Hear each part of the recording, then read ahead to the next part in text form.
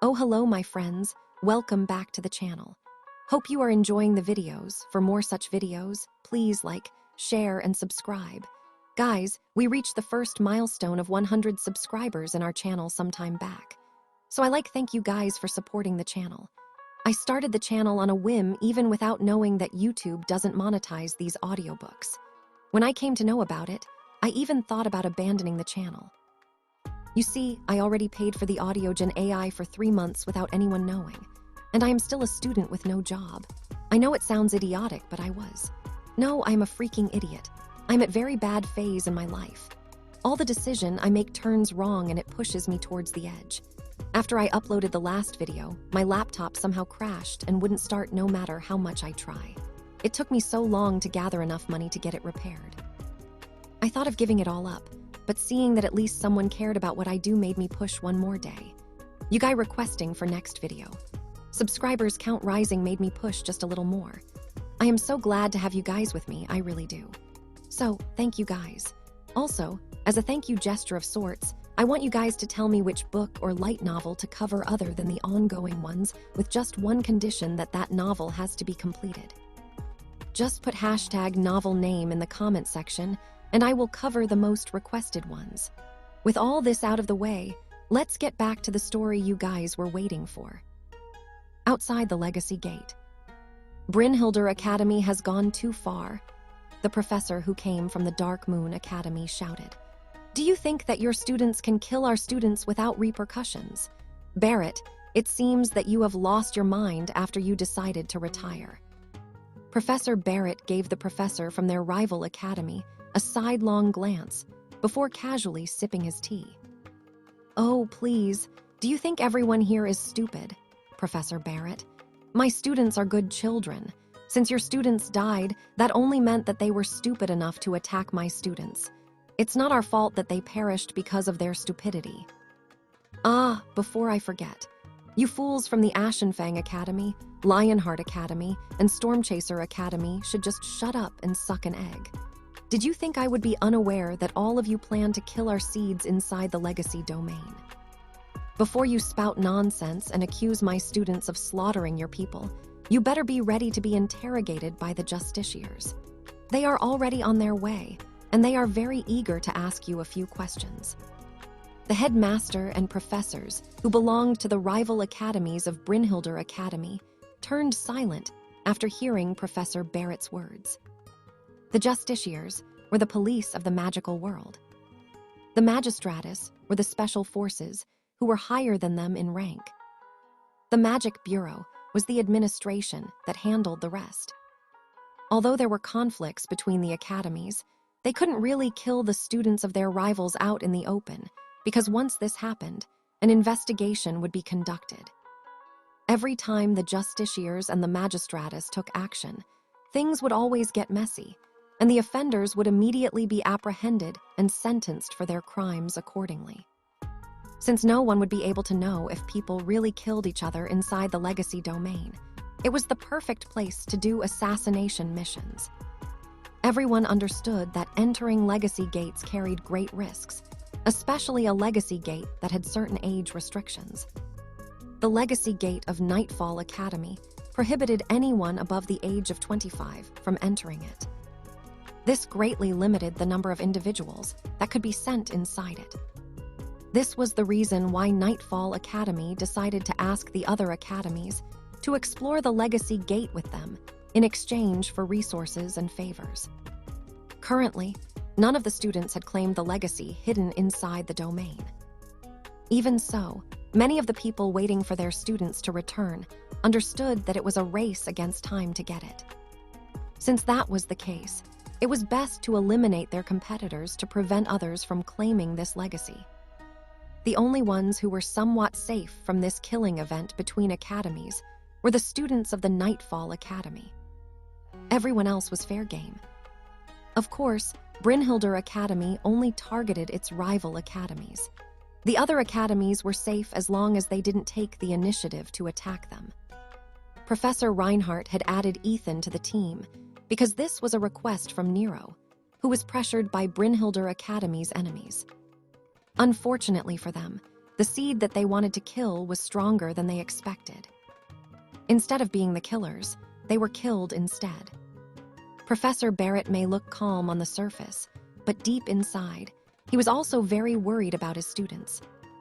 He was confident that Henry, Rowan, and Ethan would survive.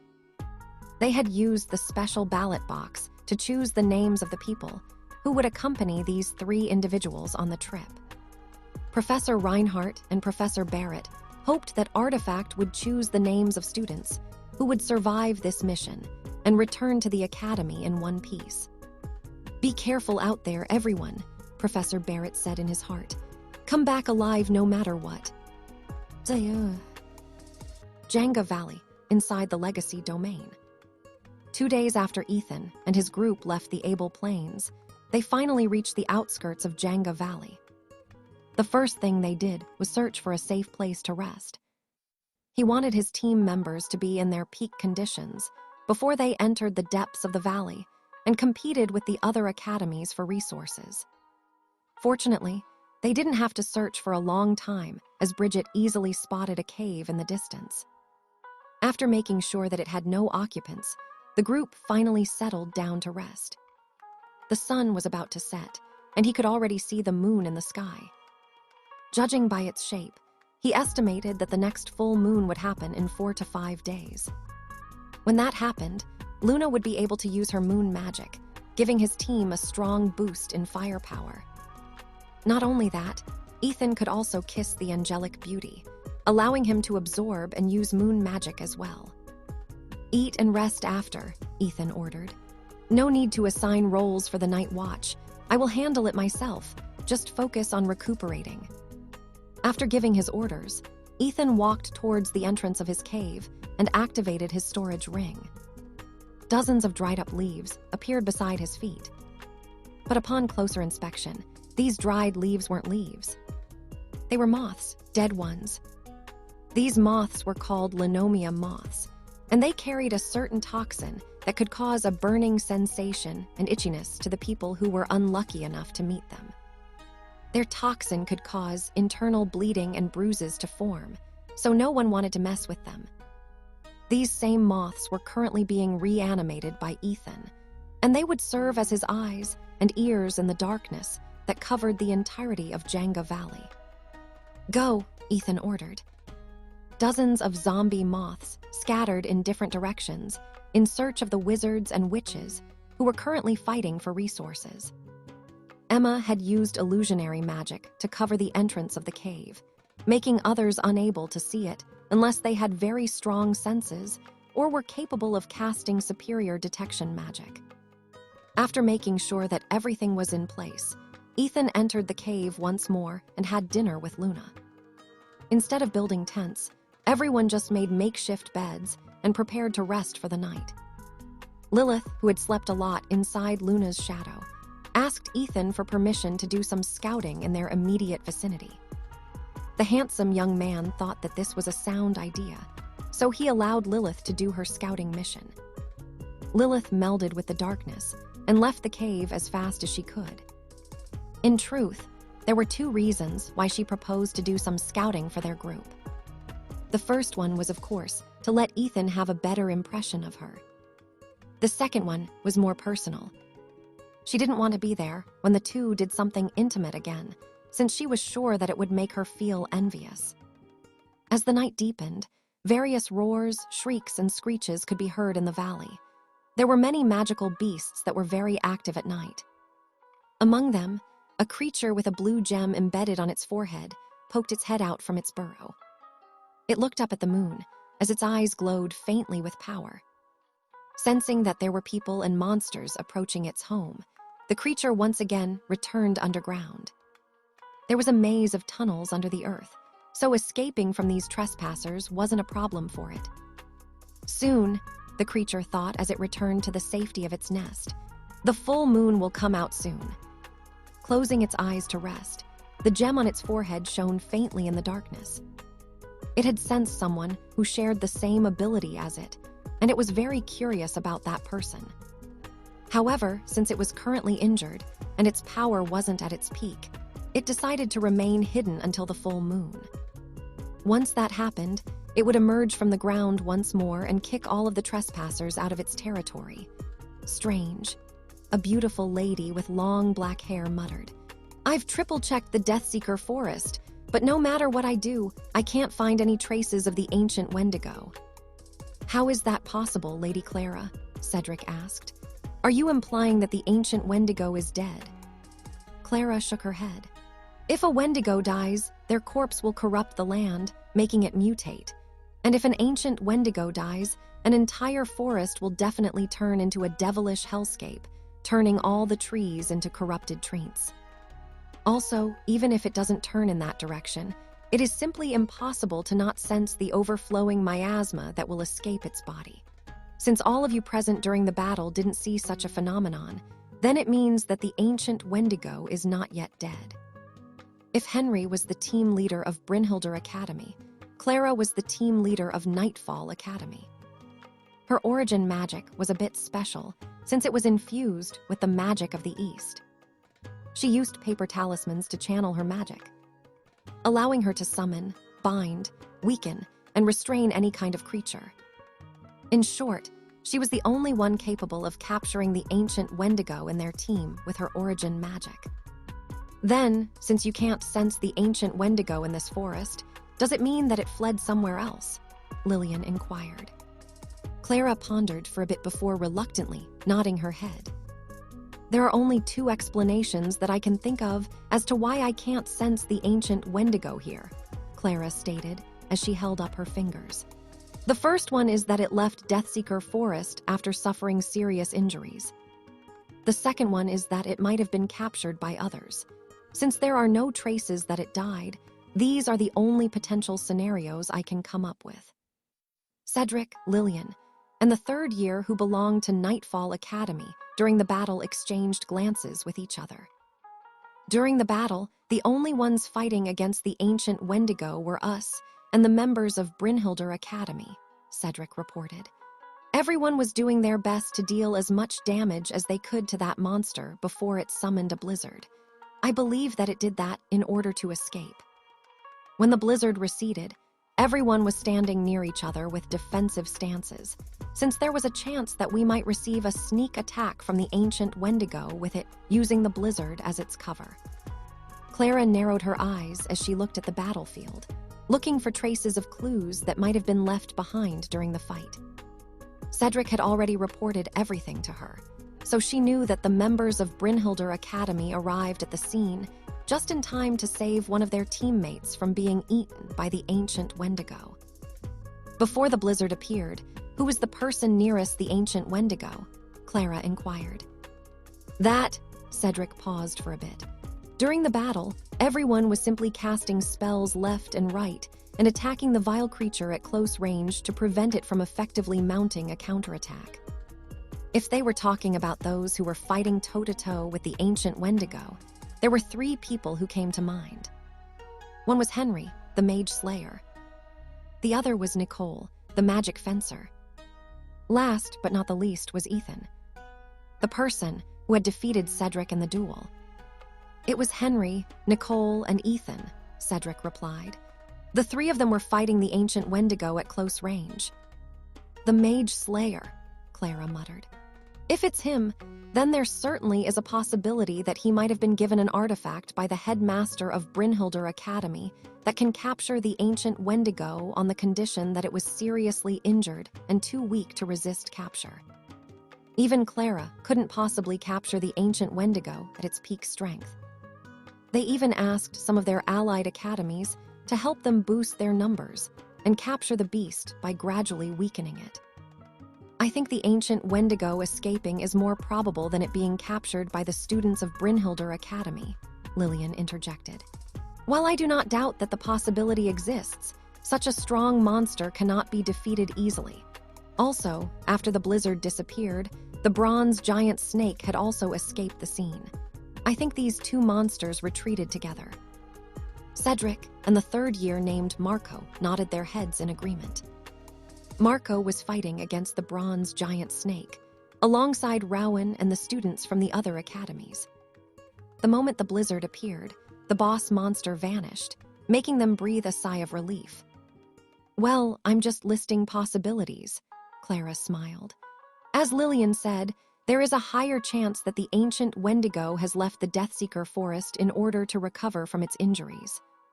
Clara then scanned the faces of her teammates. All of them were looking at her and waiting for her orders. We have two choices, Clara said. The first one is that we continue to search for the ancient Wendigo while it's still injured. The only downside with this choice is that we don't know where it is. We have a little more than 2 weeks before the gate closes, and traveling between the different regions is troublesome. If the ancient Wendigo chose to escape to the harrowing desert in order to hide with the bronze giant snake, it would be very hard to find them. Since flying magic doesn't work in the desert, we will not be able to do a detailed search of its surroundings. At the very least, we will need to spend a week or more, merely crossing the desert to reach the Emir Mountains. The stone golems up there is not very hospitable, and with the desert at our backs and the mountains in front of us, we would be trapped between a rock and a hard place. Cedric sighed, because he had already thought of this possibility as well. Then, what should we do? Lillian asked. Should we risk going to the harrowing desert in search of the ancient Wendigo? I'm not really comfortable traveling to places that restrict flying magic. Clara shook her head. Although there is a possibility that the ancient Wendigo might be hiding in the harrowing desert since the bronze giant snake is there, fighting in that environment is not ideal. We won't have to contend with just 2 boss monsters, but we would also have to fight those troublesome sandworms. It would be very bad if we were surrounded by those things while fighting against the ancient Wendigo and that giant snake. So, I propose a different plan. Clara looked towards the northeast, where the other boss monster of the domain was last sighted. We will head to the northern edges of the Able Plains and hunt the king manticore, Clara declared. It might not be our main target, but it isn't a bad thing to bring back to the academy.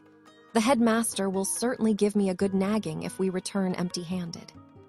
Cedric and the others all nodded at the same time. The black-haired beauty was their team leader and was also one of the strongest witches in Nightfall Academy. Since she had been nominated by the headmaster himself, none of them would question her orders and authority. "Let's go, everyone," Clara said as she summoned her flying broom.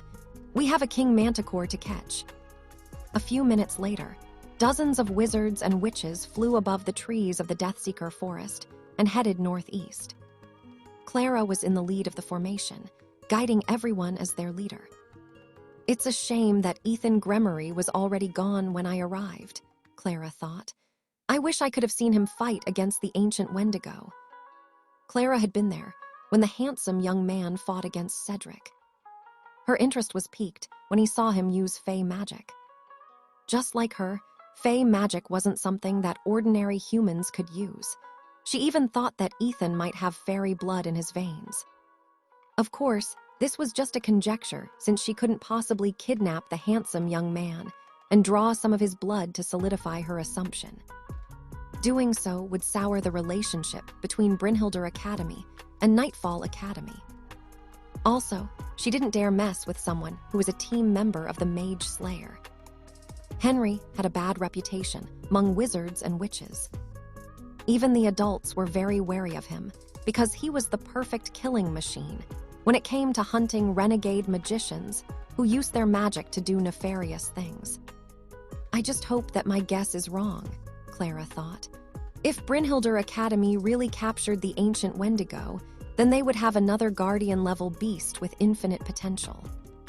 Although Nightfall Academy and Brinhilder Academy were not considered rival academies, that didn't mean that their relationship wouldn't turn sour if they discovered that their target was stolen by them. When I was born, the first thing that I saw was the full moon. It was like a mother, kindly gazing down on me from the heavens and gifting me the power to survive in this world. As I grew, I began to understand a few things about myself and my surroundings. Depending on the phases of the moon, my power would increase and decrease beyond my control. On moonless nights, I had to hide deep underground because this was when I was at my weakest. The concept of time eluded me, but as the seasons came and went, my intelligence also increased. It was then that I realized I was different from the other monsters in the forest. Aside from me, there were 3 powerful beings, and I didn't dare approach them, in fear that they would hunt me down. The first one was the weird-looking monster in the north. It had the body of a lion, the wings of a bat, and the tail of a scorpion. The humans called it King Manticor, a very fitting name for such a regal beast. Even from afar, I could sense that it was a very repulsive creature. Just feeling its presence was enough to make my skin crawl. I could tell that it was a very bad creature. So there was simply no chance of the 2 of us getting along. The second strong monster was a giant snake in the desert. It usually hunted at night, which was very annoying. I also foraged for food at night, and there had been instances when the 2 of us met each other. In the beginning, all I did was run away from it. However, every time we happened to meet during the night of the full moon, I didn't hesitate to fight against it as payback for all the bad experiences I suffered from it. I managed to win the fight, but the hateful snake escaped. Since I didn't really eat meat, I just let it go. Since then, whenever we met, it would no longer try to eat me, and we managed to coexist just fine. Then there was the third creature. If the King Manticore made my skin crawl, then this monster made me feel like my entire existence was in danger.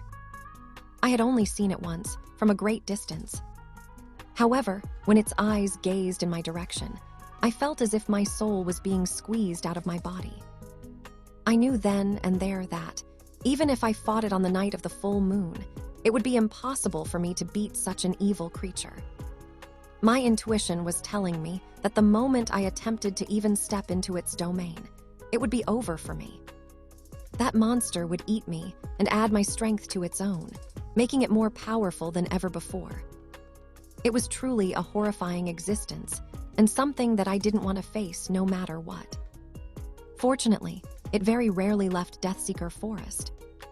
My home, which the humans called Djangga Valley, was in the opposite direction of the forest, making it the farthest location from it. For that, I am thankful. The giant snake looked like a harmless worm compared to such a horrifying existence. Many years have passed since that fateful encounter, but one day, I sensed a ripple spreading across our world. It was as if a breeze of fresh air had entered our domain. Although it was faint, I felt as if this world where we lived had suddenly opened up, allowing humans that we hadn't seen before to appear in our territories. These newcomers were powerful, and they could shoot fire, ice, water, wind, and earth from those small branches that they held in their hands. Some even fought using sharp things that could cut monsters in half. Although they had no fangs, claws, or beaks, they were still very deadly, and my instinct was telling me that meeting them was a bad idea. However, I also knew that when the night of the full moon arrived, I would gain the power to repel them from my territory. I only wanted to live a peaceful life, foraging for fruit and edible plants that grew in the valley. It had been 4 days since I'd gone outside to look for food. Fortunately, I had the habit of storing food in my nest, so I didn't get hungry. I didn't dare to go out on moonless nights to look for food, since those were the times when I would be at my weakest. So I developed the habit of always bringing food to my home whenever I was in the mood to do so. But my food reserves were dwindling very fast. If I didn't forage soon, I would run out of food. I didn't like to starve. Starving was very painful. But there was one good thing that happened a day ago. I sensed someone who felt like a kindred spirit. I was tempted to meet with her, but she was with a very scary person. The Djangga Valley was my territory, so I somehow gained a bit of authority in this area. Even if I didn't leave my nest, I could vaguely feel and sense everything inside the valley as if it were a part of me. Even when I closed my eyes, I felt my kindred spirit shine as brightly as the moon. Beautiful, kind, and loving. But the person standing beside her was weird. This person radiated a blue color. He gave a feeling of safety and warmth, which was a good thing. Just by looking at him, I couldn't help but feel thirsty. The weird guy was like spring water that tasted sweet and made me feel full and happy. If he was with my kindred spirit, then she would be safe at all times. However, there was something scary being projected above him that covered the entire valley in darkness. It was bigger than that giant snake, more deadly than the king manticor, and more horrifying than the creature that lived in the forest. I was wondering why something like that was staying beside that person, who was glowing like a blue light. Did he not know that such a dangerous being was towering over him? Just as I was thinking these thoughts, the horrifying creature that was as tall as a mountain glanced in my direction. I almost screamed out in fright as its glowing purple eyes locked on my body. But this creature didn't do anything and only smiled at me. It even raised the thing that humans called a finger over its lips, as if telling me to not say a word. I nodded my head subconsciously, agreeing to its silent demand. If that creature were to hunt me down, I knew with utmost certainty that there was no place in this valley that I could hide. Even now, the mere thought of being hunted by such a creature filled me with dread. At least, it doesn't seem that it wants to eat me, I thought. Maybe I can give it some fruit as an offering so we can get along. I truly wished that we could get along. How nice would it be if I could be with my kindred spirit and become friends with that weird blue guy? For now, I would just observe them. A few days later, I would be able to say hello to that lady who was glowing as bright as the full moon in a sky filled with stars. Fly toward the right, Ethan whispered in Luna's ears. Fly low so the other academies won't spot us. Luna obeyed and controlled her flying broom to hover lower as she navigated down the valley. The rest of the group followed behind them, flying in formation. After resting for an entire day, the handsome young man told them that it was time to collect some resources. Since they got into the valley a bit late, most of the extremely rare herbs that were rarely seen on the Shire continent were already picked by the other academies. Still, the competition for what remained was high. On top of gathering resources, the other academies hindered their rivals from gaining more. Fortunately, these academies didn't resort to killing each other. They simply used paralyzing and binding spells to stop their competitors from taking more resources. They even intimidated some of their rivals into breaking their escape runes, threatening that they would beat them up if they didn't. Because of this, less than 40 people, excluding Ethan's group, remained in the valley. To his surprise, none of the academies that were targeting the students of Brinhilder Academy were in the valley. He wasn't aware that Henry had already cleared them out before meeting them in the Able Plains. I've never seen so many aquamarine blooms in one place before, the beautiful elf, Sepharina, muttered as she looked at the beautiful flowers, whose flower petals looked like teardrops. These flowers are useful for cleaning out impurities inside the body, Bridget commented. They are also good at treating burn marks and scars. This is one of the most sought-after herbs by the dwarven race, so it always fetches a good price. The main reason why the aquamarine blooms were hard to find was due to the fact that they could only be found underwater. Usually, they could only be seen in shallow rivers or springs with clean waters. Actually, Ethan wasn't the one who found these resources. The one helping them gather these aquatic flowers was none other than Sebastian. Such a chore was simple for the guardian of Zentris, who was sensitive to magical energies near bodies of water. Take everything, Ethan stated. Maybe some of the students in Terra Manor will know of a way to cultivate these flowers in Brinhilder Academy. The handsome young man then glanced at Bridget, who was looking at the flowers with excitement. Take as many as you need as well, Ethan smiled. Once I find a method to cultivate these flowers, I'll pass them to you. Since Bridget was a member of one of his protector clans, it was only natural that he shared resources with her. Hearing her master's words, the pretty dwarf smiled and nodded her head with gratitude. Thank you, Mast. Ethan, Bridge corrected herself mid-sentence. My family will definitely put it to good use. She no longer hesitated and took out specialized containers to store herbs. Ethan simply used his control over the water and carefully dug the entire plant out from under the water. He made sure that none of the roots were damaged to ensure that the plants could easily be cultivated after finding the right environment to replant them. Luna, Emma, and the other members of his group took at least 12 flowers each. Ethan took the rest and stored them inside his storage ring. Since this might be the last time that their academy would enter this legacy domain, he didn't hesitate to take all the aquamarine blooms, leaving nothing behind for Nightfall Academy. The members of Brinhilder Academy focused on harvesting rare herbs that were located near bodies of water, and they evaded the students from other academies. It wasn't because they were afraid of conflicts. They merely didn't want to attract unnecessary attention while they looted the place. Half a day later, the group found an ideal place to rest and have lunch. Ethan snagged several fish from the river, which he personally barbecued for everyone. One of the things that he learned from the lands of Alastair was the right way to barbecue food. He even carried his own spices with him, so that he could cook barbecue anytime, anywhere. "This is delicious," Ace commented after taking a bite of his barbecued fish. "I never thought that barbecued fish could taste this good." "Sir Ethan, can you teach me how to barbecue next time?" Archer inquired, since he had the same opinion as his twin. Both of them usually spent their time outdoors, and they typically hunted for food. If they could learn Ethan's secret mix of spices, they would definitely be able to impress the pretty girls from their academy with ease. There was a saying that the door to people's hearts was through their stomachs. No one would turn down good food, even if the one offering them looked like a dinosaur. "Of course," Ethan replied. "I have a few pouches with me as well. You can take a few. Just rub them on the meat before you barbecue them." Ethan gave Ace and Archer 2 pouches each of his mixed herbs, making the 2 young men give their master a thumbs up in their hearts.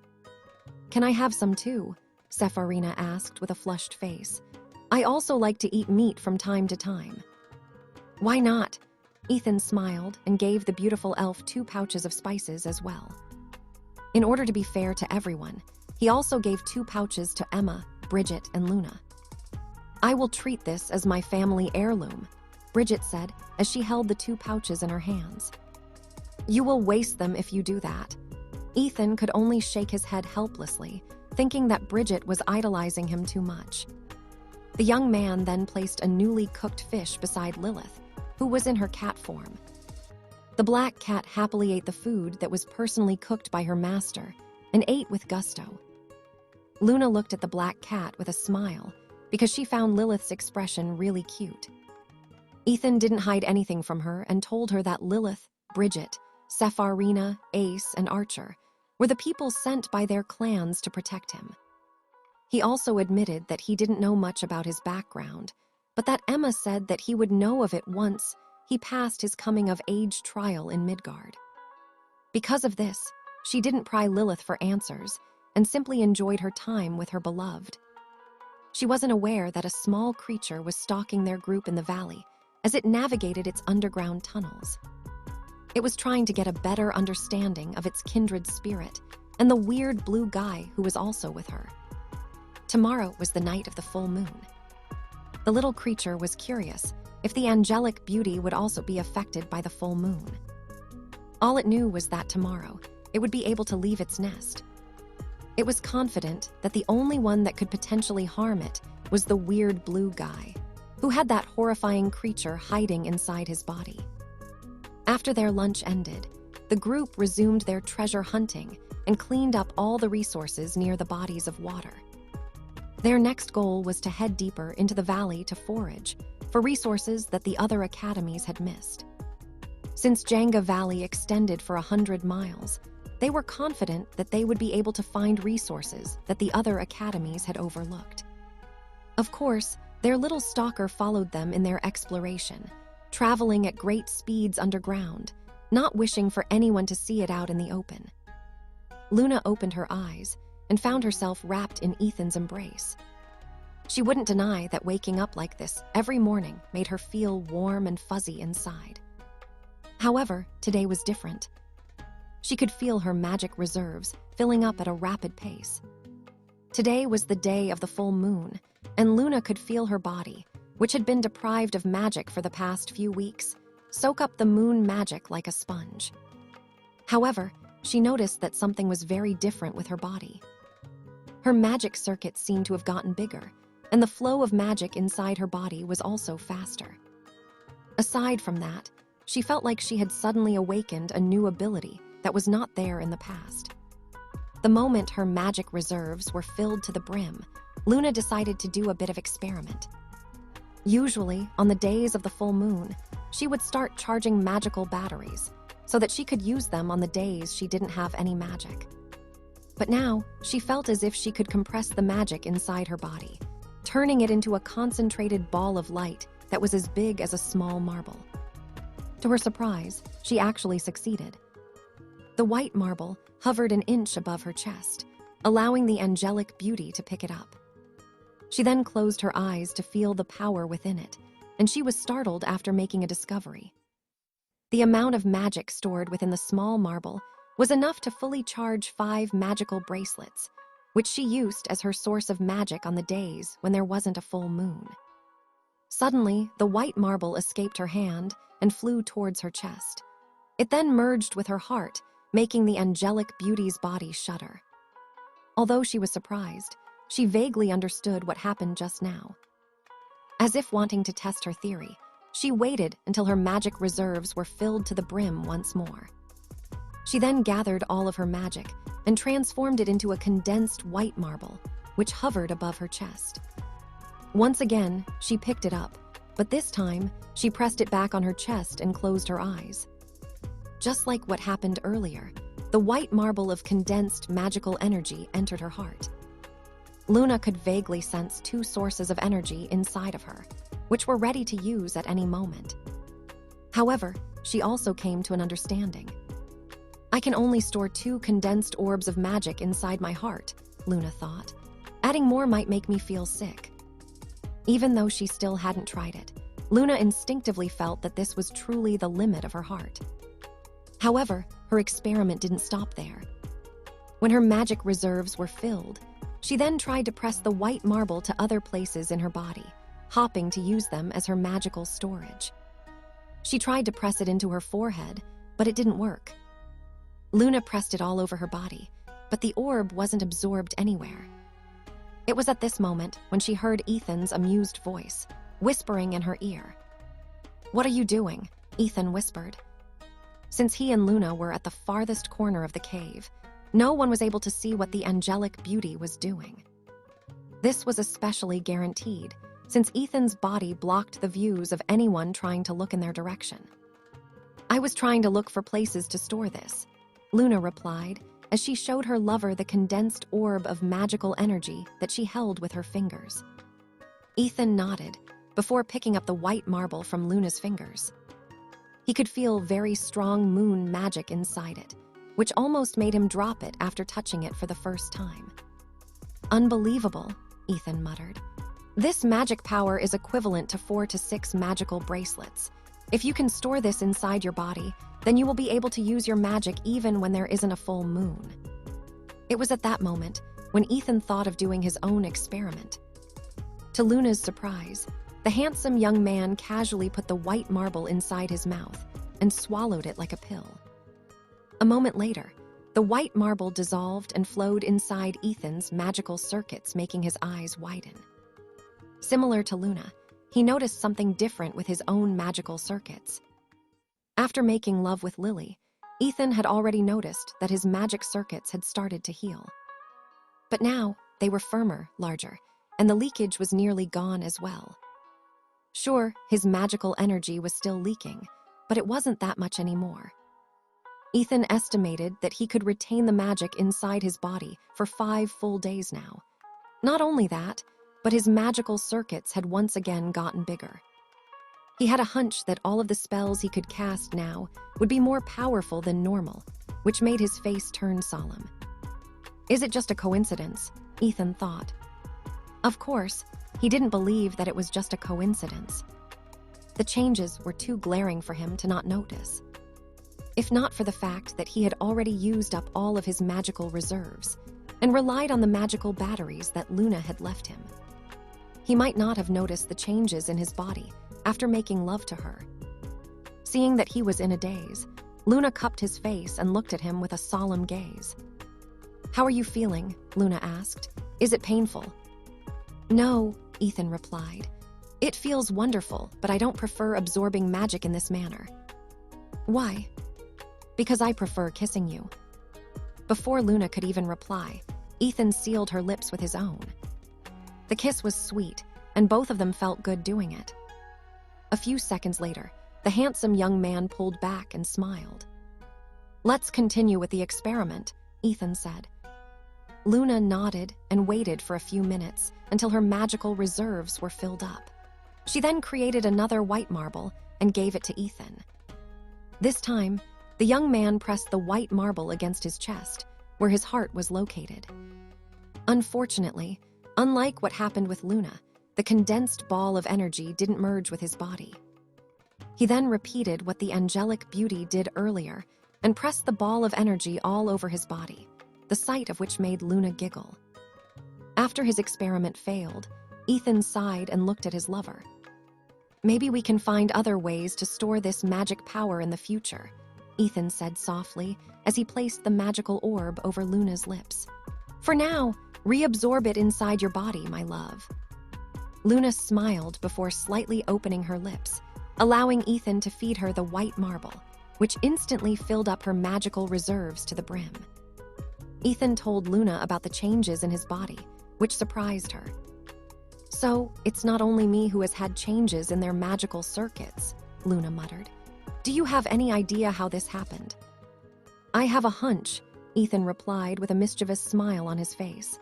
"I think it's because we—" When Ethan told the angelic beauty his guess, her face immediately turned betrayed due to embarrassment. But after regaining her composure and thinking about it, she couldn't deny that there was a possibility that he was right. After all, she was perfectly fine until a few days ago. The only thing that had changed was that she was no longer a maiden, but a woman who had given her first time to her beloved. "Don't think about this for now," Ethan whispered in her ear. "I'm sure that we will find the answers in the future." Luna nodded her head in understanding. "I'm sure you will." Her lover was right. If these changes were really because of what Ethan guessed, then the answers would become clear once Ethan did it with his other lovers. For now, she didn't want to think about these things, so she buried her head in Ethan's chest. It was still dark outside the cave, so she still wanted to return to sleep. However, she suddenly felt a connection with someone or something that was inside the valley. A creature who was at this very moment growing stronger with each passing minute. "Please don't kill me," a witch cried out in fear as a little girl, who was only 4 feet tall, looked down on her. "If you don't want to die, then break your escape rune," the little girl said, her blue eyes glowing with power. "I'll give you 10 breaths to do it, once the time is up and you don't." The witch didn't hesitate, and immediately took out her escape rune and broke it. A moment later, she disappeared from Djangga Valley and returned to the entrance of the Legacy Gate. The little girl then glanced in the direction of the witch's teammates, who decided to fly in different directions to better escape her pursuit. "Futile," the little girl muttered before disappearing from where she stood. Several minutes later, the wizards and witches who attempted to run away were all caught by her. She broke their legs, but she didn't break their arms, allowing them to use their escape runes to save their lives. The little girl then closed her eyes to sense if there were any other foreigners whom she might have missed within Djangga Valley. She had waited patiently until the night of the full moon before making her move to repel them from her territory. Truth be told, she was holding a grudge against them since she couldn't get out even when the food she had stored inside her nest had almost been used up. She didn't hold back and broke their legs as a way of venting her pent-up frustration for all the suffering that she experienced because of them. "Now, only that group with my kindred spirit remains," the little girl said after opening her eyes. "I guess it's time to finally meet her." She then jumped into the top of a tree and looked towards the west, where she could feel a strong connection with her kindred spirit. Her long pink hair fluttered in the breeze, as she stood on top of the tree, with the full moon behind her back. A blue gem glowed faintly on her forehead, allowing her to sense everything within her domain. She looked very cute, but looks were deceiving. If someone were to underestimate her, like the wizards and witches she had just hunted down, that someone would find themselves facing a creature that could easily break a boulder in half with a single punch. That weird guy is still with her, the little girl frowned. Should I bring some fruit as an offering so he won't eat me? She knew that the weird blue guy had this scary creature hiding inside his body, so she was very hesitant to go near them. But she wanted to meet and talk with the angelic beauty by his side, no matter what, simply because it was what her instincts were telling her. While she was pondering these thoughts, she sensed a powerful presence coming from the southeast, making her frown. "It's probably that snake again," the little girl pouted. "How many times must I tell it not to enter my territory?" However, the pout on the little girl's face disappeared and was replaced with a grim look when she felt something sinister coming from the strong presence she felt earlier. "This power, it's similar to that vile monster in Deathseeker Forest," the little girl thought. "Although it is different, it feels the same." Suddenly, she came to a realization. The monster's movements were coming straight towards her, as if it had locked onto her body the moment it entered Djangga Valley. Gritting her teeth, her power surged from within her body. She then jumped from tree to tree, intending to face off against the monster that was targeting her. The little girl knew that even if she managed to escape the creature's pursuit, it wouldn't solve anything. She might be able to escape it now that her power was at its peak, but what would happen after the day of the full moon? She didn't want to think about that scenario, so she decided to face the monster head-on and end its life. That way, she wouldn't have to worry about being hunted down, especially by a creature who was giving her a very bad premonition. "That girl is pretty cute," Ace commented as he looked at the bowl of water. "She's also very strong. Is she really a monster?" "She is," Emma replied as she gazed at the image that appeared on the surface of the water. "She might be the fourth boss monster of this legacy domain, which was missed by the surveying team of Nightfall Academy." "Where is she going?"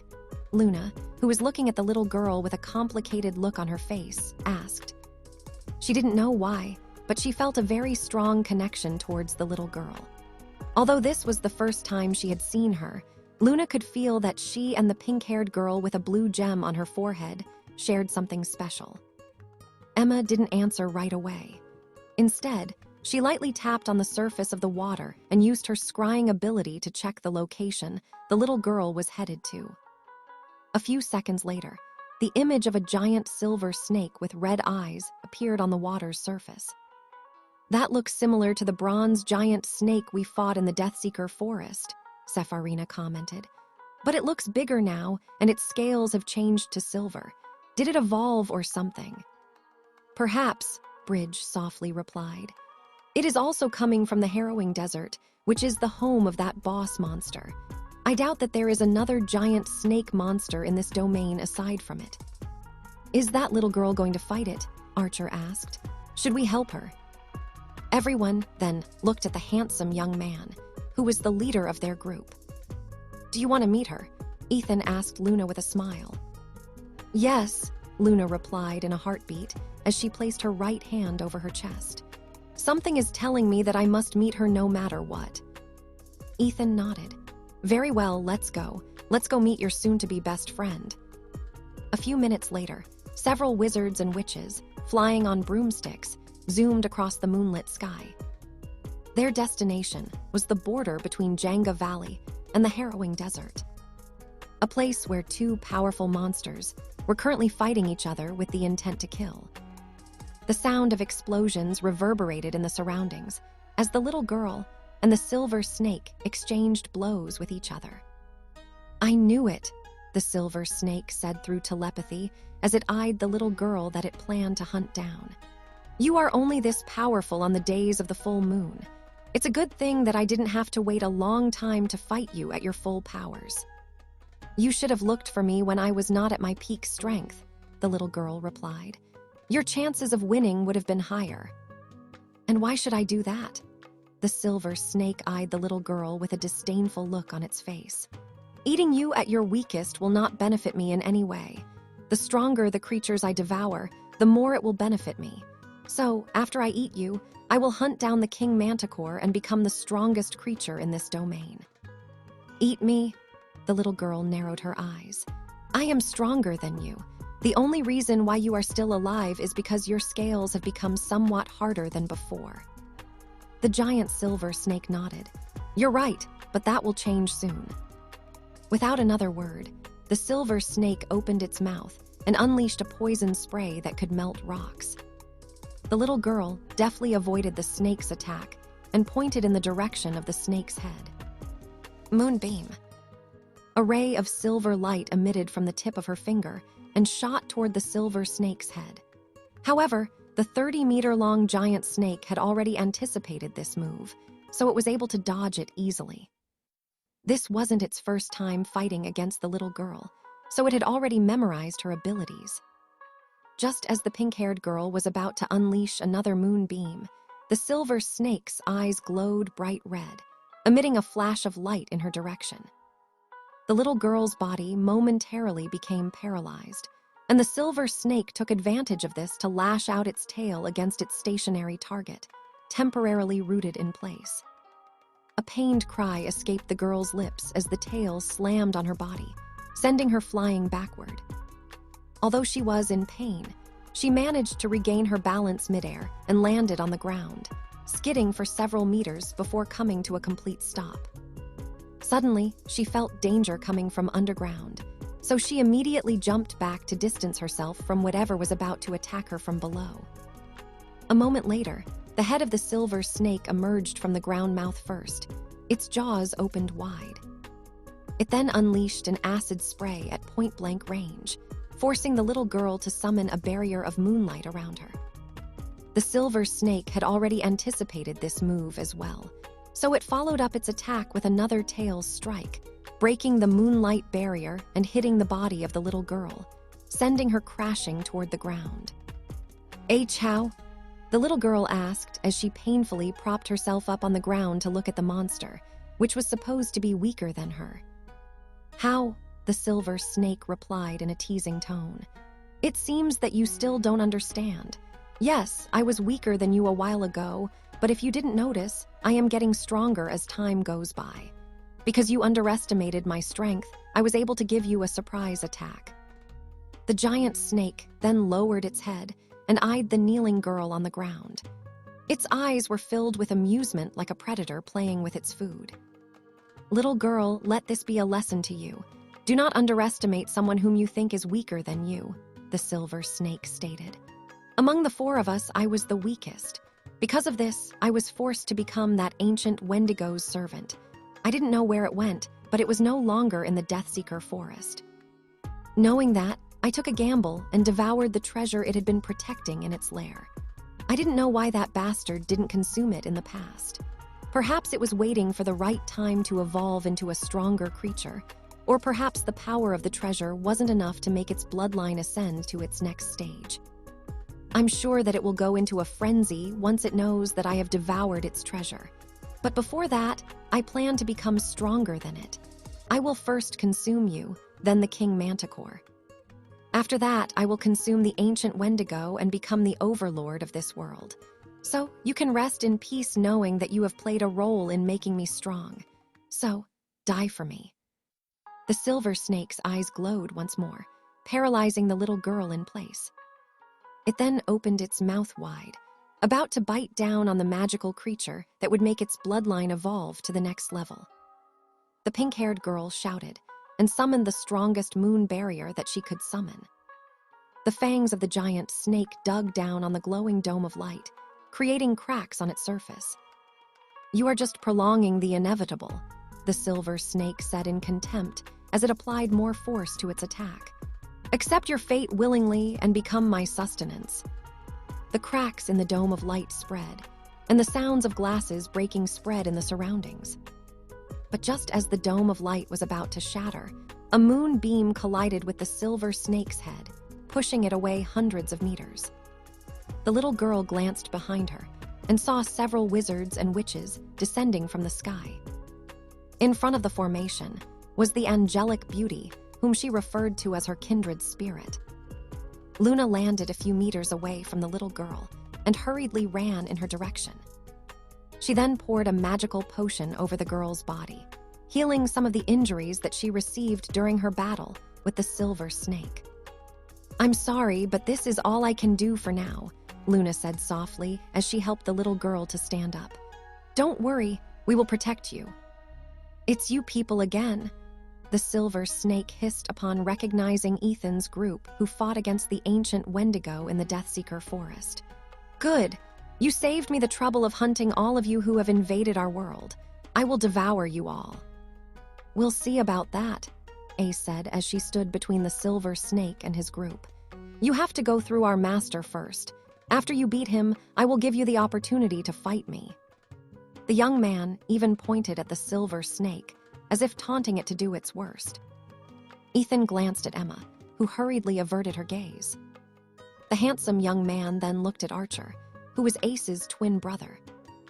The latter lightly coughed his throat before summoning his bow. "It's fine, Master," Archer replied.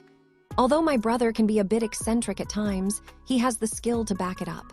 He just wants to look cool in front of the ladies." "You call that acting cool?" Sepharina had a disgusted look on her face. "We are here to protect Master, yet he wanted that giant snake to beat Master first before he fights it. Isn't that the complete opposite of our mission?" "Master, can I whack his head with my mace?" Bridge asked with a solemn look on her face. "Maybe he got kicked by a donkey when he was born. One quick smack might fix that." Ethan chuckled before summoning his sea god's trident. "You can whack him later," Ethan replied. "Let's whack that snake first."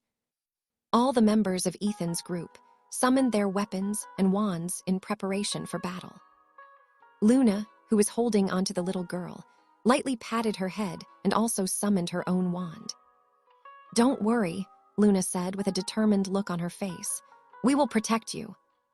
The little girl looked at her kindred spirit with a surprised look on her face. "No," the little girl said as she raised her arms to cup Luna's face, pulling her head towards her. "We will fight together." The little girl kissed Luna's forehead, creating the pact that would bind the two of them together for life. When she pulled back, an emblem of a crescent moon faintly shone on Luna's forehead, proving that their pact was complete. "Give me a name," the little girl said softly as she looked at the young lady with an expectant look on her face. At that moment, a name suddenly appeared inside Luna's mind, which she knew was perfect for the adorable little girl in front of her. "Seleni," Luna said. "Your name will be Seleni." The little girl smiled before looking at the silver snake, whose scales were slowly changing to black. Gold colorations could be seen at the edges of its scales, making it look especially beautiful and deadly at the same time. "Everyone, get ready," Ethan stated as the sea god's trident in his hand hummed in preparation for battle. "This fight won't be easy."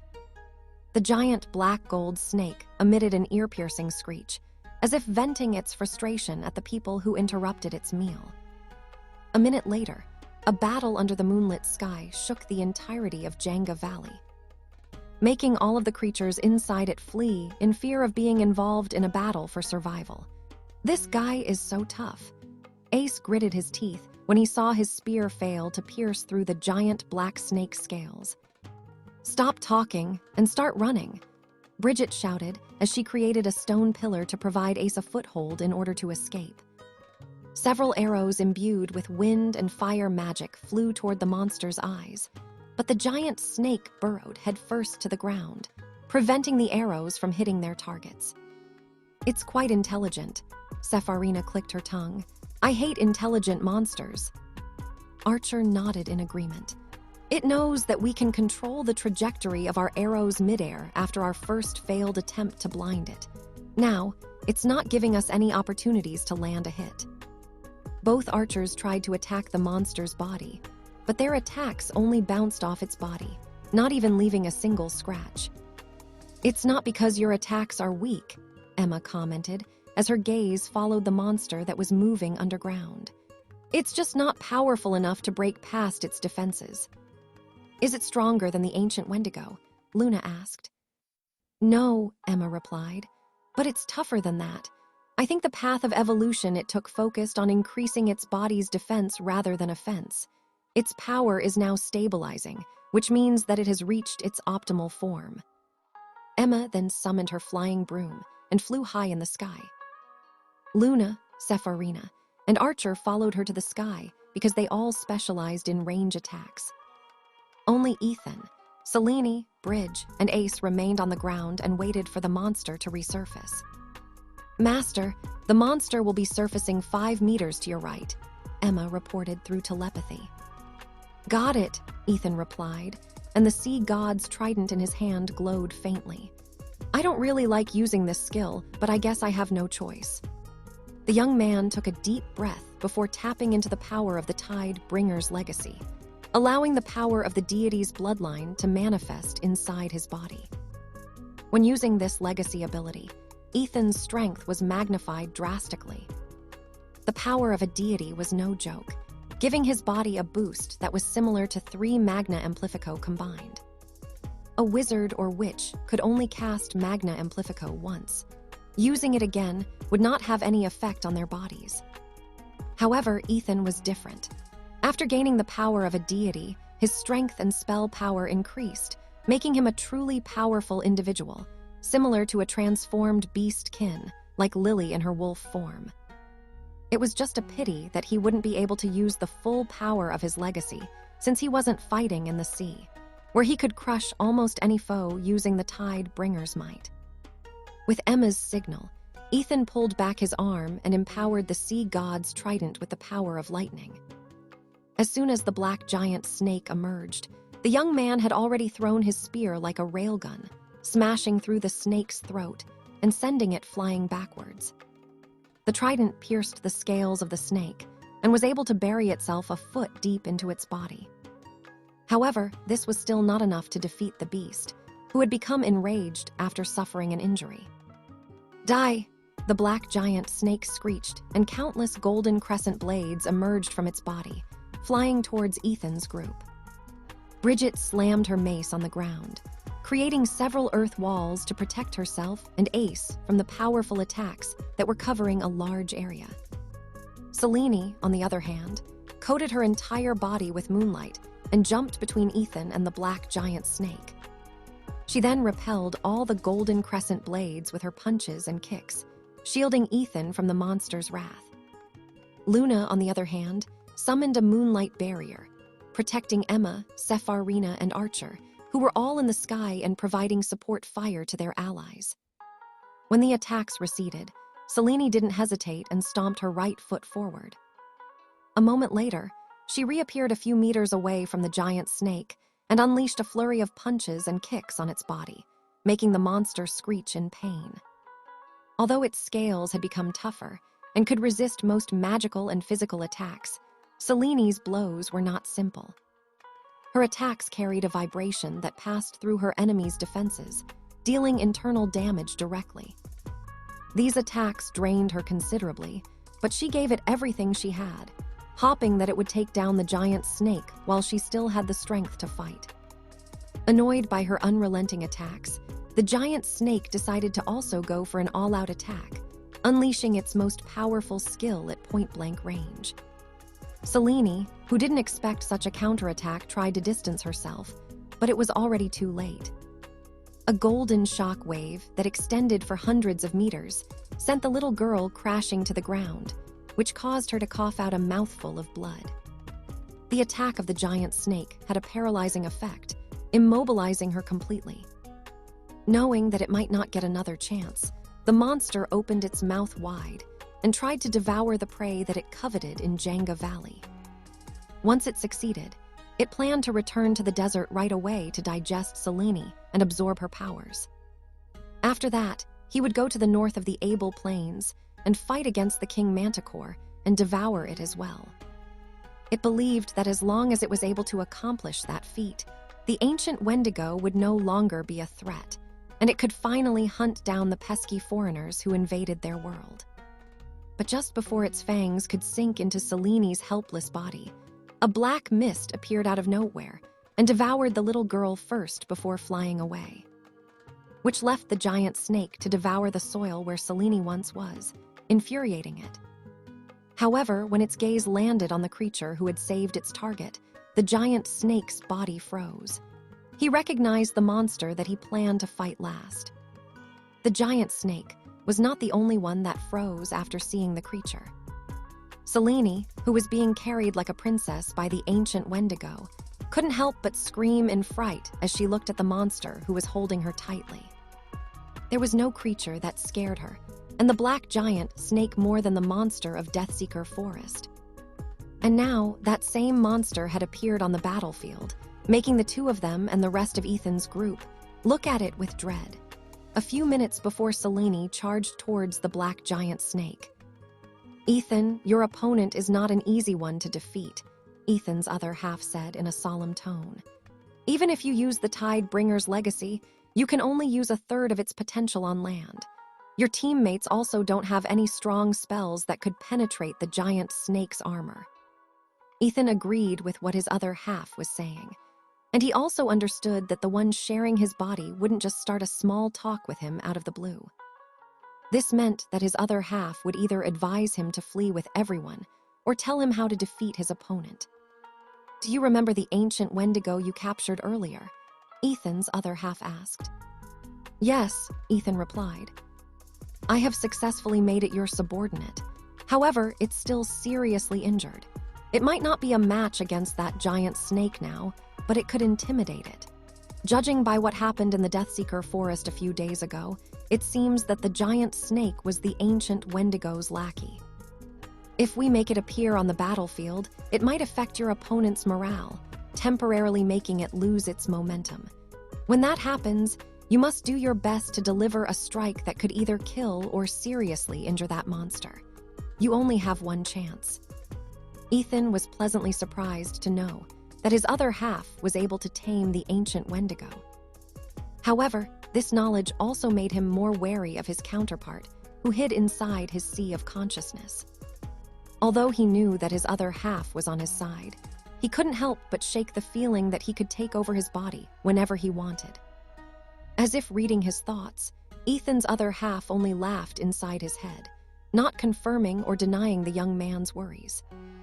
"We've already talked about this in the past," Ethan's other half stated. "I don't like repeating myself. Whether you think of me as your ally or enemy is entirely up to you, but I'd like to make an exception this time. Ethan, I am not your enemy. As long as you understand that, you don't have to fear me." Ethan reluctantly nodded his head and once again shifted his attention to the battle. He knew that Seleni wouldn't be able to defeat the giant snake alone, so he also charged forward with the intention of backing her up. It was at that moment when the black giant snake unleashed a powerful shock wave that blew his teammates hundreds of meters away. Ethan was able to hold his ground because he had stabbed his trident on the ground, allowing him to stand firm. However, the black snake's attacks also had an effect on his body, causing blood to seep from the corner of his lips. His internal organs were shaken quite a bit by the attack, temporarily rendering him unable to move.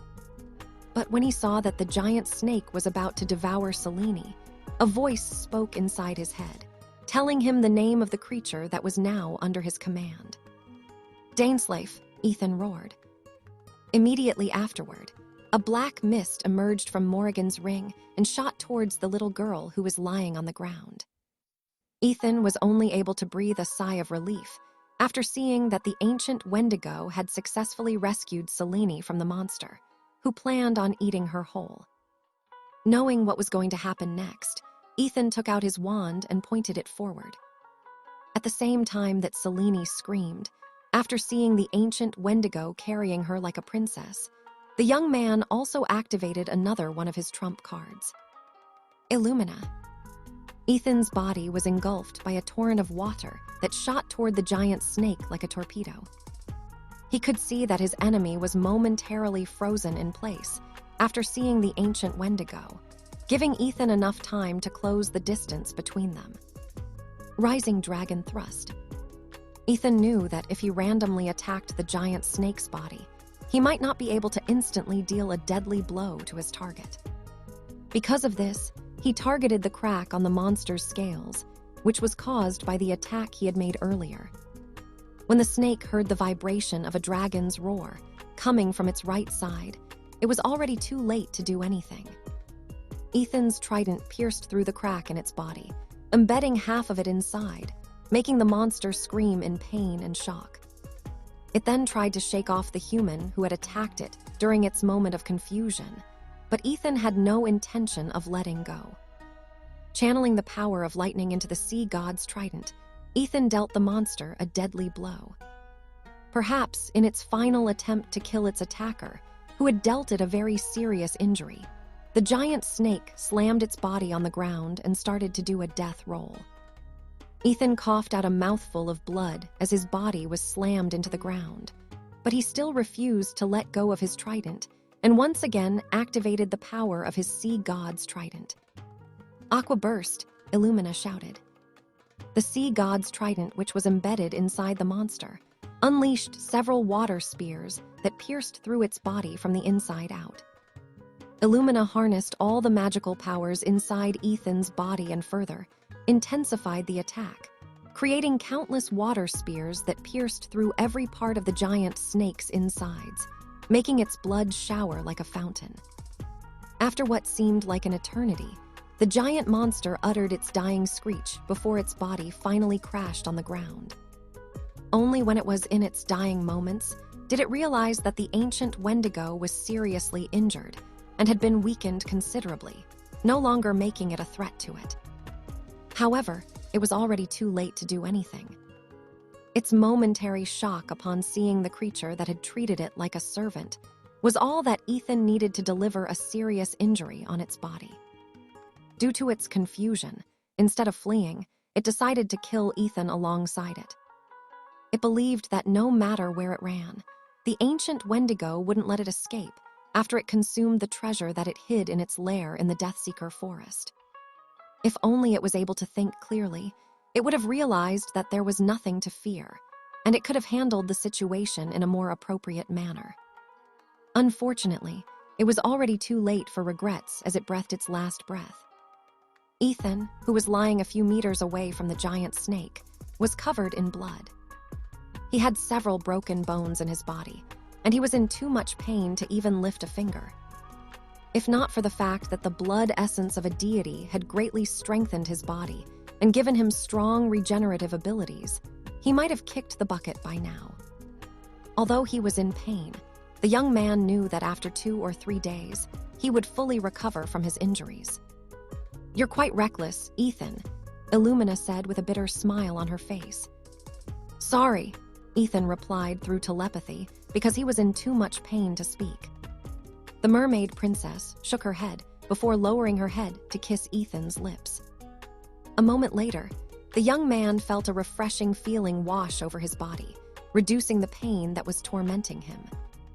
"I used a healing spell on you, but since the injuries you received were severe, you will still need a full day to recover," Illumina said softly. "Next time, don't cling to giant monsters. It will only be a painful experience." "I can't promise you that," Ethan replied. Illumina lightly poked Ethan's nose and smiled. "I know." A second later, she transformed into Ethan's wand, landing gently on his chest and lying completely still. It was quite fortunate that Ethan had just absorbed Luna's power, allowing Illumina to use stronger spells in order to deal the killing blow to the monster. Perhaps, if they weren't fighting on the night of the full moon, things might have ended differently for all of them. Ethan suddenly felt a strong urge to sleep, making him unable to keep his eyes open. This was one of the side effects of Illumina's spell, which hastened the recovery of his body. However, before he completely closed his eyes, he felt Luna's soft hands cradle his head and saw her worried gaze looking down on him. "Don't worry," Ethan said as he closed his eyes. "I'm just a little tired. I'll be better when I wake up tomorrow." "Okay," Luna replied as she lightly brushed aside the hair that was covering her lover's face. "I'll keep watch over you." "Thank you." That was the last thing that Ethan said before closing his eyes to sleep. He wasn't aware that Seleni had fainted in the ancient Wendigo's arms out of fright. Unfortunately, none of his teammates dared to make a move to approach the monster that was like a nightmare who had come to life. It was a good thing that the ancient Wendigo had no intent of remaining outside due to its injuries. The monster casually dropped Seleni on the ground, making the little girl cry out in pain before turning into a black mist that flew towards the ring on Ethan's finger. Emma, who looked at her sleeping master, addressed the others, who had witnessed something that they shouldn't have. "Whatever you saw today, keep it a secret until Master says otherwise," Emma stated. "Do I make myself clear?" Bridged, Sepharina, Ace, and Archer all nodded their heads at the same time. They knew that Nightfall Academy had entered the Legacy Gate to specifically hunt down the ancient Wendigo. If they knew that the monster that they were looking for was in Ethan's possession, they would certainly take action. Since the 5 of them were his protectors, they understood that they shouldn't let anyone know of this incident. Just as they were about to take Ethan somewhere safe, the handsome young man opened his eyes. Luna, who was cradling his head, came face to face with a familiar set of purple eyes that she had seen twice in her lifetime. "Excuse me for a bit," Ethan's other half said as he propped himself up, surprising everyone. Emma could feel the mark on her chest heating up, allowing her to recognize the one that was currently possessing Ethan's body. Ethan's other half ignored all of them and walked towards the giant snake that lay dead on the ground. "It would be a shame to leave this behind," Ethan's other half said as he waved his hand to his right side. Immediately, the body of the sandworm that Ethan had stored several days ago appeared in front of everyone. Although the young man's storage ring could store many things, the size of the giant snake was simply too much, so he decided to throw away some stuff to make some space for it. After storing the giant snake inside Morrigan's ring, the handsome young man walked toward Luna and once again laid down on the ground. He even held the young lady's hands, allowing her to cradle his head before winking at her. "Thanks," Ethan's other half said before closing his eyes, leaving everyone rooted on the ground and not understanding what just happened right before their eyes. Luna hummed a song as she lightly patted Seleni's body. It had been a day since the battle against the giant black snake, and yet Ethan was still asleep. Seleni also reverted to her original form, which was a carbuncle, a creature that looked like a hybrid of a cat and a fox, with a blue gem on its forehead. These creatures were usually hunted down for the gem on their foreheads, which could be used to create many magical artifacts. According to Seleni, the full moon inside the domain lasted for 4 days. This meant that both of them would be able to use their full powers during that time, which was a good thing. Seleni would usually transform into a little girl if she had to fight with everything she had. But there was no need to fight anyone anymore, and she had also picked fruits in the forest and piled them beside the sleeping Ethan as if making an offering, so she finally reverted to her original form. This scene made Luna, as well as the others, giggle. They noticed that, for some reason, Seleni was afraid of Ethan. When the angelic beauty asked her why, Seleni just shook her head repeatedly and wouldn't say a word.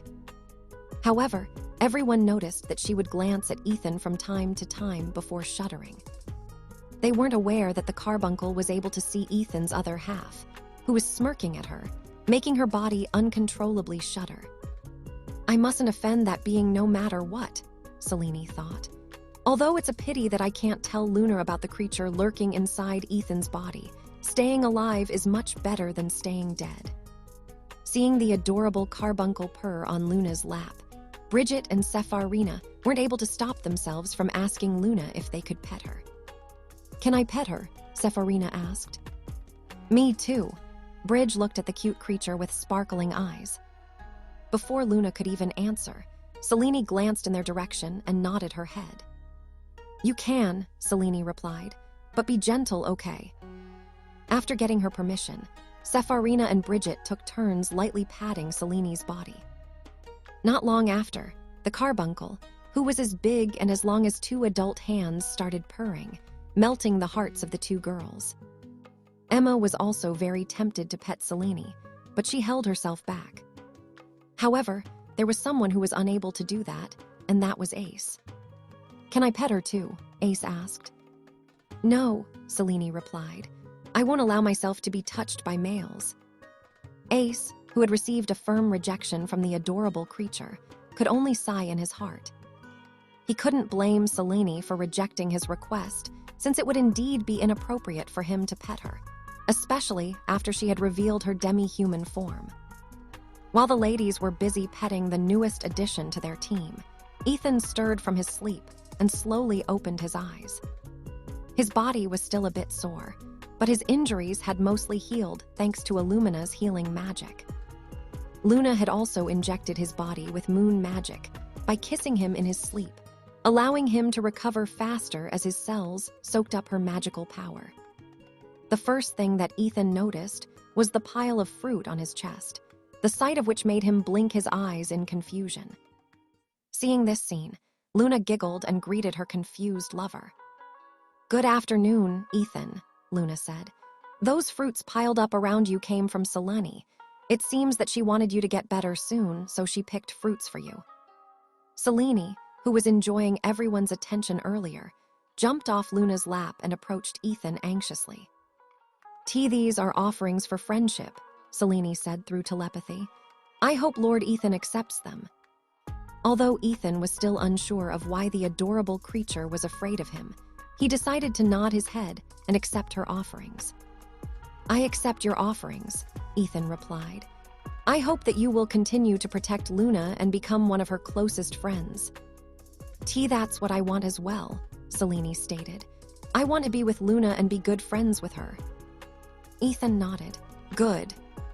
He then picked up one of the apples lying on the makeshift bed beside him and took a bite of it.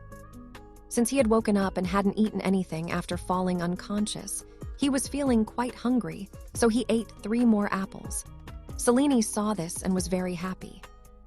After eating, Ethan lightly patted her head, which made her tail swing from side to side. Ace and his brother, who saw this, only glanced at each other and shook their heads helplessly. Seleni had stated that she wouldn't allow any male to pet her, but it seems that their master was an exception to this rule. The carbuncle didn't shy away from Ethan's touch, afraid that if she rejected his gesture, she would get eaten. It was for this reason that she endured his touch. However, it didn't take long before she realized that Ethan's touch was quite soothing, making her feel refreshed and happy. She didn't even notice that she had subconsciously climbed into his lap, allowing Ethan to pet her more conveniently. Seeing this, Luna smiled. After a few minutes, Ethan stopped petting Seleni. It took half a minute before the ball of fur regained her senses. The moment she realized that she was sitting on Ethan's lap, she jumped away as if she was electrocuted and hurriedly went to Luna's lap, seeking the protection of the handsome young man's lover.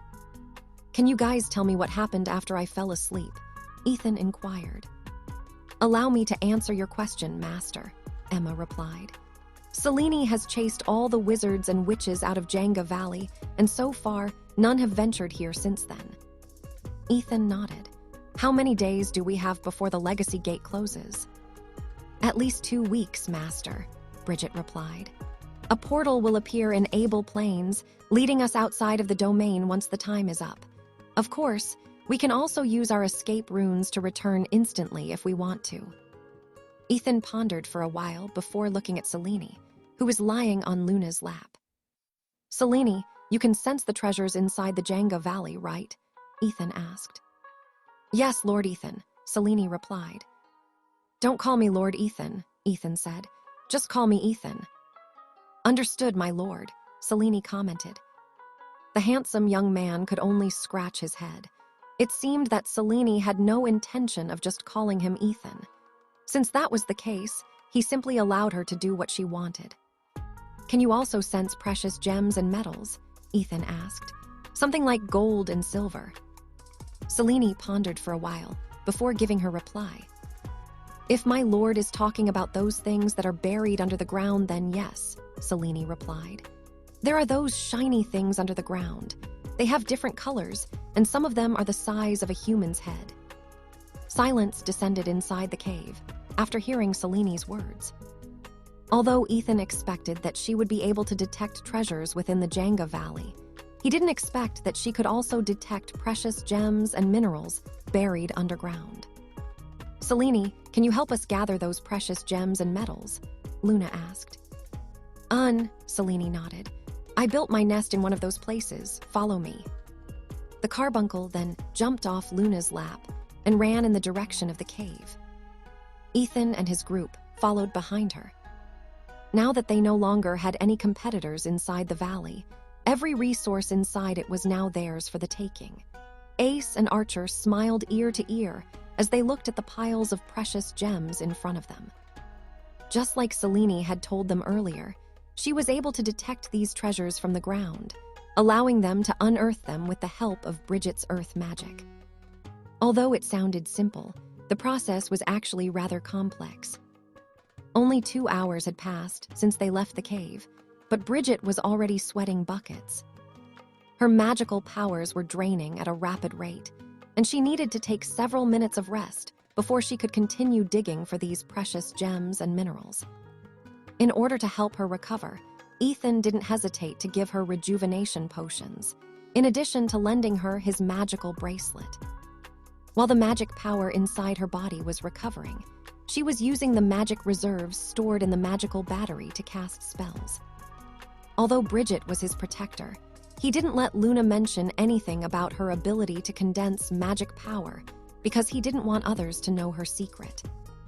Luna understood that Ethan was only looking out for her, so she also kept silent and recharged one magic battery after the other. She'd pass it to Bridget every time the one the latter was using ran out of power. Due to the mental and physical exhaustion that Bridget was suffering from, Ethan asked Seleni to only focus on places with dense concentrations of precious gems and minerals. This way, Bridget could gain more with the hard work that she was tasked with doing. Of course, the others also helped. However, their help was limited. In fact, only Sepharina, who specialized in wind element, could do something to help Bridget do the heavy lifting since she could carry rocks and dirt away with her magic. "Thank you for your hard work. You can rest for today," Ethan said to Bridget and Sepharina, whose bodies were now covered with sweat. The young man then glanced at Seleni. He asked her if she knew any places with flowing spring water so that the ladies could take a bath and freshen themselves up. He had the power to sense water in the surroundings, but it was much easier to ask Seleni since Djangga Valley was her own backyard. After gathering the spoils, Ethan split them evenly, adding more shares to Bridget's and Sepharina's portions, for they did most of the work.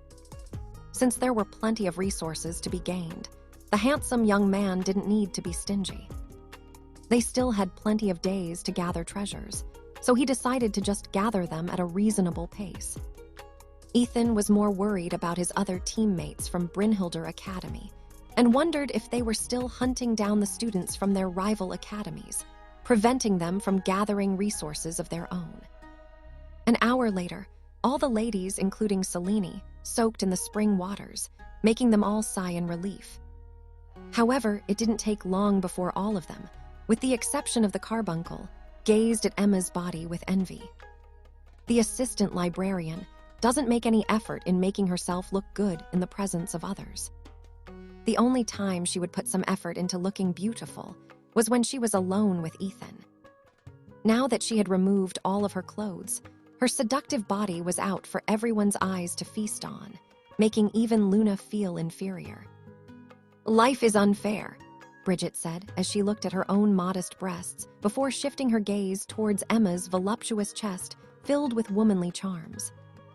Luna and Sepharina were both C cups, while Emma was a D cup, making her look fuller and more seductive than the two other beautiful ladies.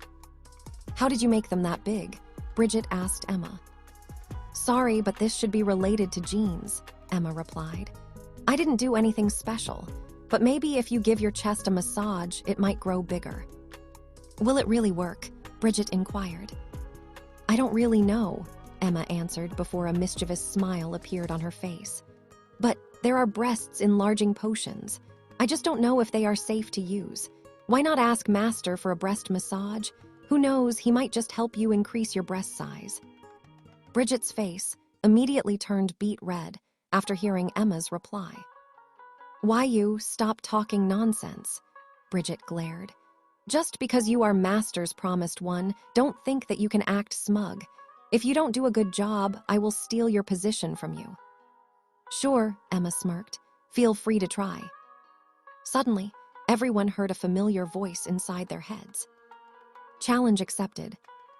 The water in the spring rippled, and a beautiful young lady with cat-like ears appeared in front of everyone.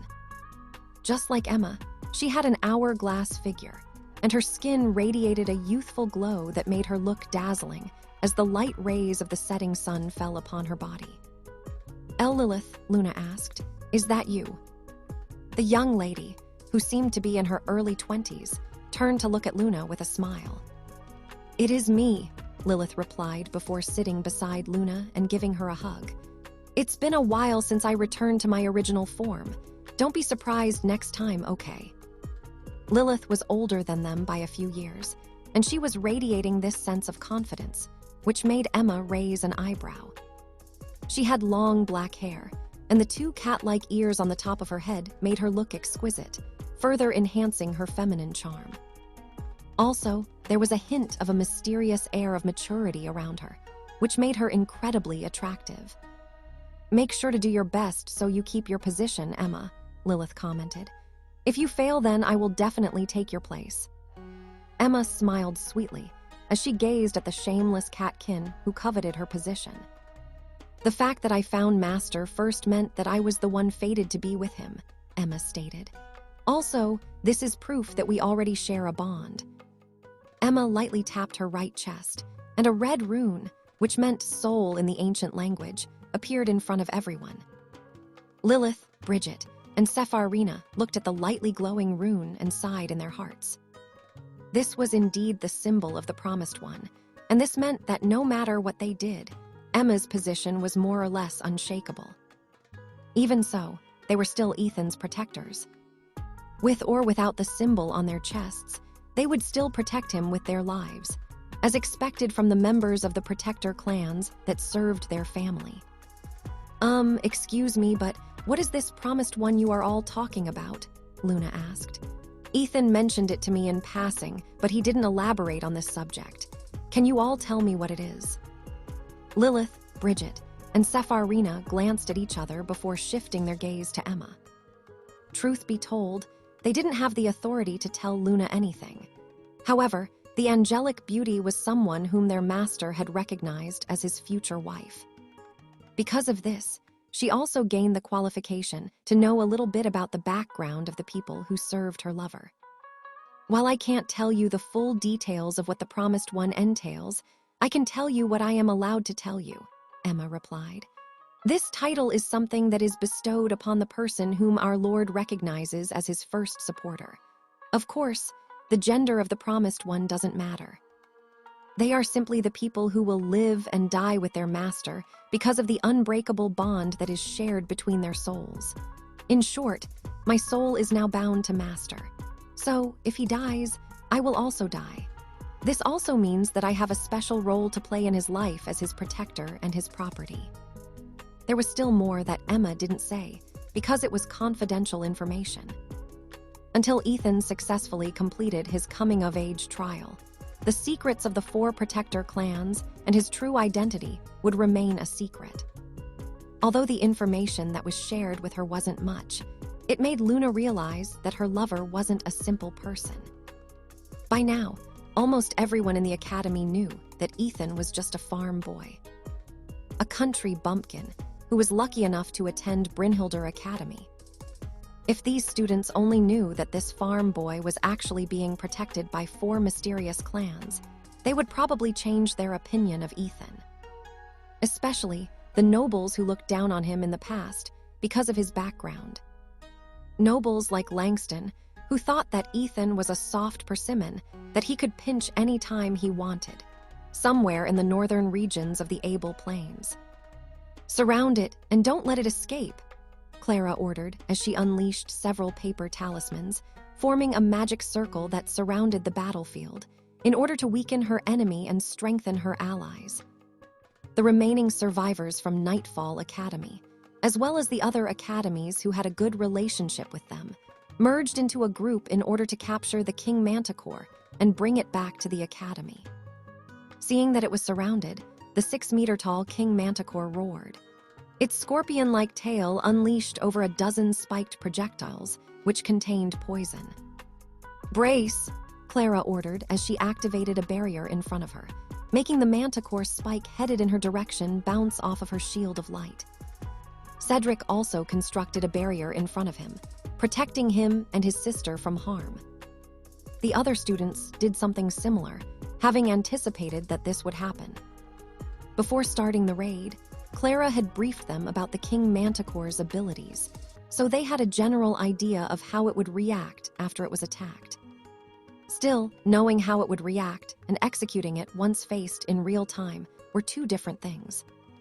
It didn't take long before they realized that they had underestimated their opponent. Their strategy would have worked against an ordinary manticore. But what they were dealing with at the moment was a King Manticore. The barriers they created managed to hold off the poisoned spikes, but they only lasted for a few seconds. Fortunately, when they realized that the barriers wouldn't hold, they immediately took evasive action and jumped to the side, rolling on the ground. "Offensive spells fire at will," Clara ordered. She knew that if she allowed the boss monster to do as it pleased, they would find themselves being pushed back by its momentum. "Levis Hasta," Cedric pointed his sword at the monster and conjured several spears of light that flew in its direction. The King Manticore flapped its bat-like wings and flew high in the air, evading Cedric's attacks. It then retaliated with a supersonic roar, creating a powerful sound attack that blasted away and caused internal injuries to those who were hit by it. Blood seeped from the corner of Cedric's lips as he lowered his magical shield. Although he had mitigated some of the effects of the Manticore's roar, its effect still permeated his body, making him nauseous. "Aqua Anguis," Lillian shouted, and countless water snakes emerged from the tip of her wand, flying toward the King Manticore high up in the air. The Manticore looked at this pitiful attack in disdain before using its claws to shred the water snakes, dispelling them all.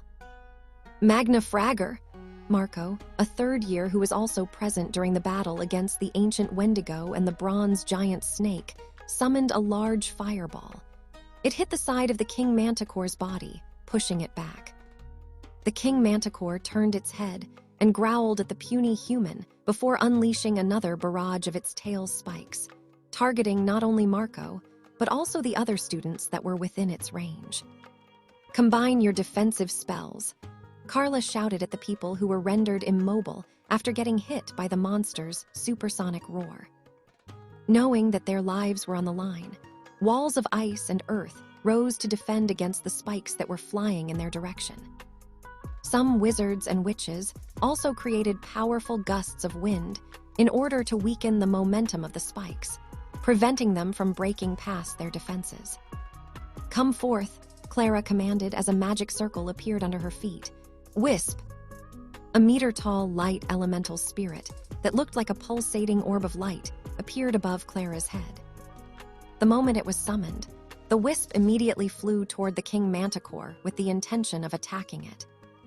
As soon as the monster was within its strike range, it used the spell Sunburst. This spell created a blinding light that momentarily caused blindness to its target, and at the same time dealt light elemental damage, making it growl in pain and anger. "Now," Clara ordered, "attack." Even without her order, the wizards and witches had already started casting their strongest spells in the hopes that they would be able to seriously injure the creature. Unfortunately for them, despite being unable to see for a brief moment, the Manticore flapped its mighty wings and flew upward, avoiding the barrage of spells that was aimed in its direction. The wisp trailed behind the Manticore, knowing that the latter would attack the students on the ground once it regained its vision. But the wisp didn't know that the manticore only wanted to create distance between it and those on the ground, so that it could deal with the most annoying enemy first. The wisp unleashed a barrage of light arrows at the manticore, hitting its body. Although it was painful, the manticore endured until it regained its vision. The moment it did, the monster immediately turned its body around and descended from the sky, catching the wisp by surprise. The light spirit elemental decided to move to its right, but the manticore had already prepared for its evasive maneuver. Its scorpion-like tail pierced the light spirit elemental, hitting its dead center. The summoned monster staggered. Using this chance, the giant manticore opened its massive jaws and chomped down, making the spirit elemental's body shatter into countless particles of light. Clara spat a mouthful of blood as a backlash of her summon's death. This made her an easy target for the king manticore, who realized that she was the leader of the humans that dared to invade its territory and attack it.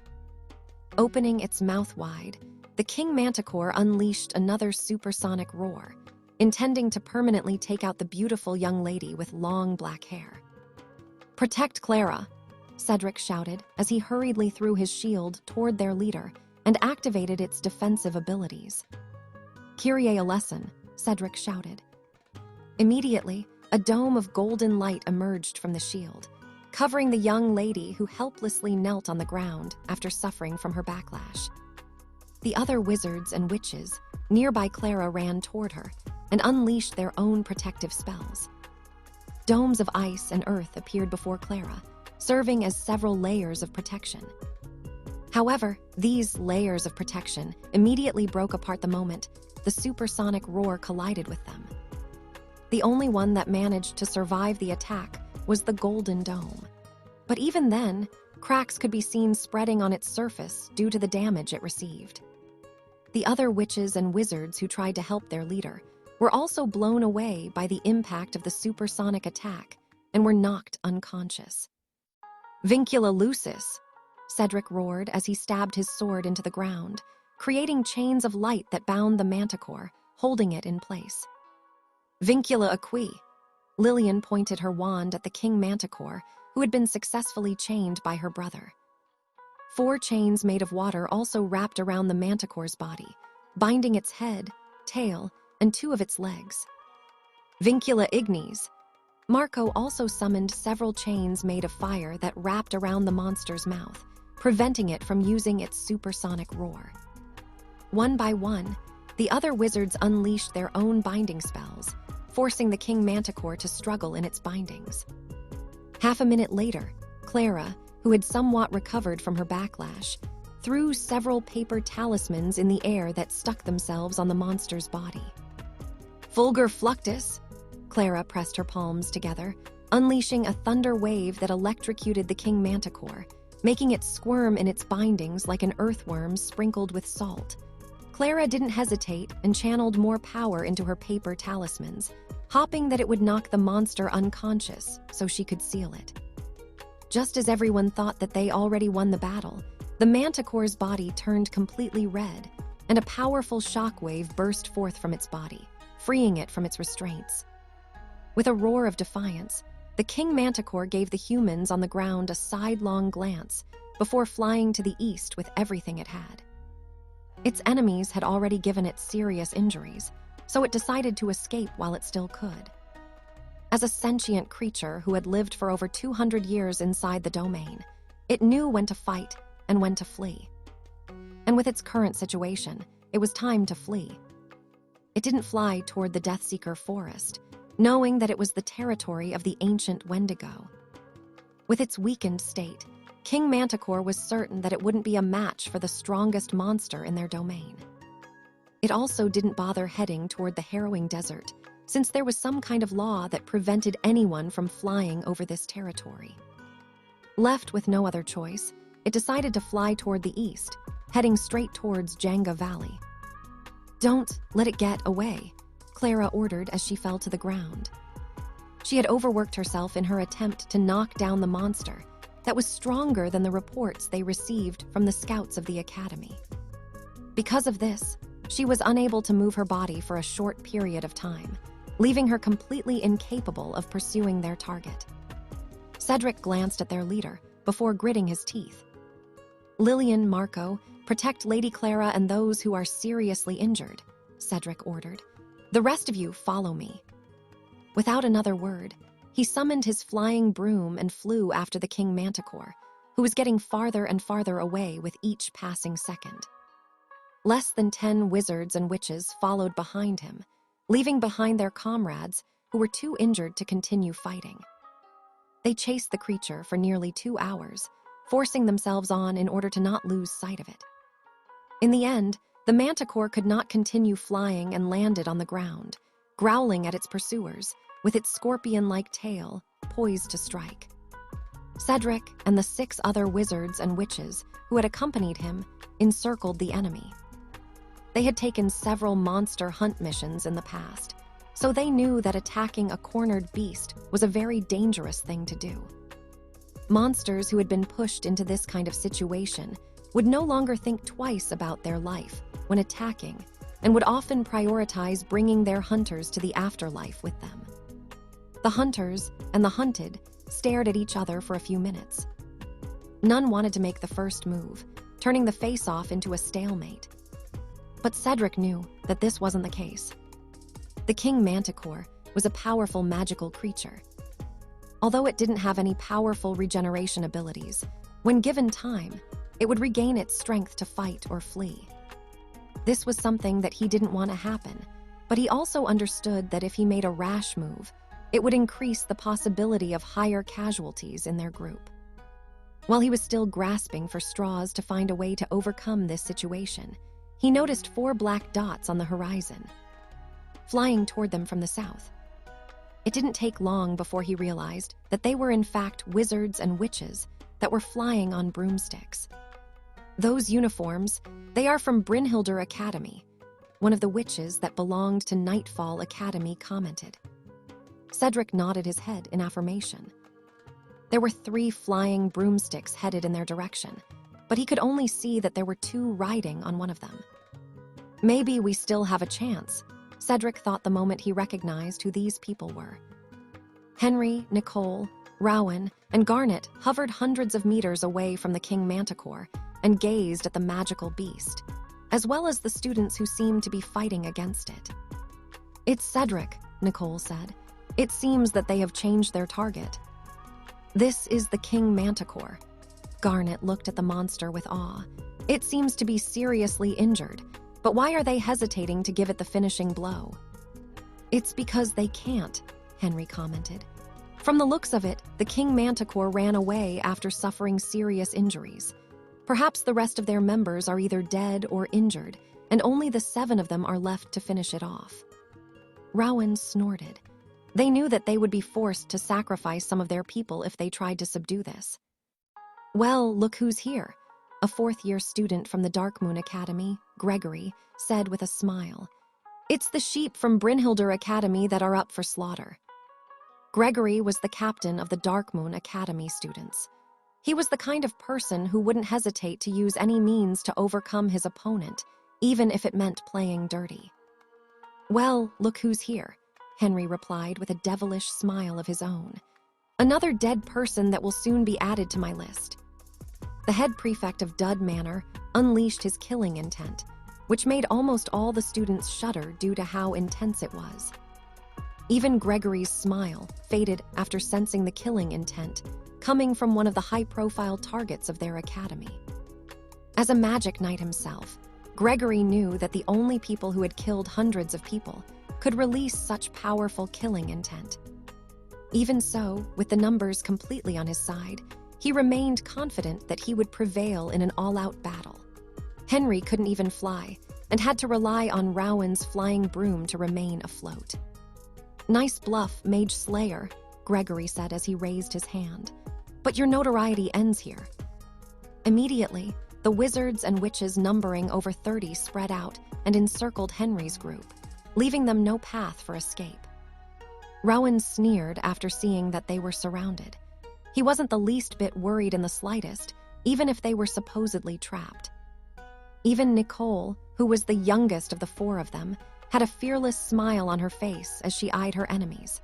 She wasn't someone who would go down easily in a fight, and she was confident in her ability to escape if she was pushed into a corner.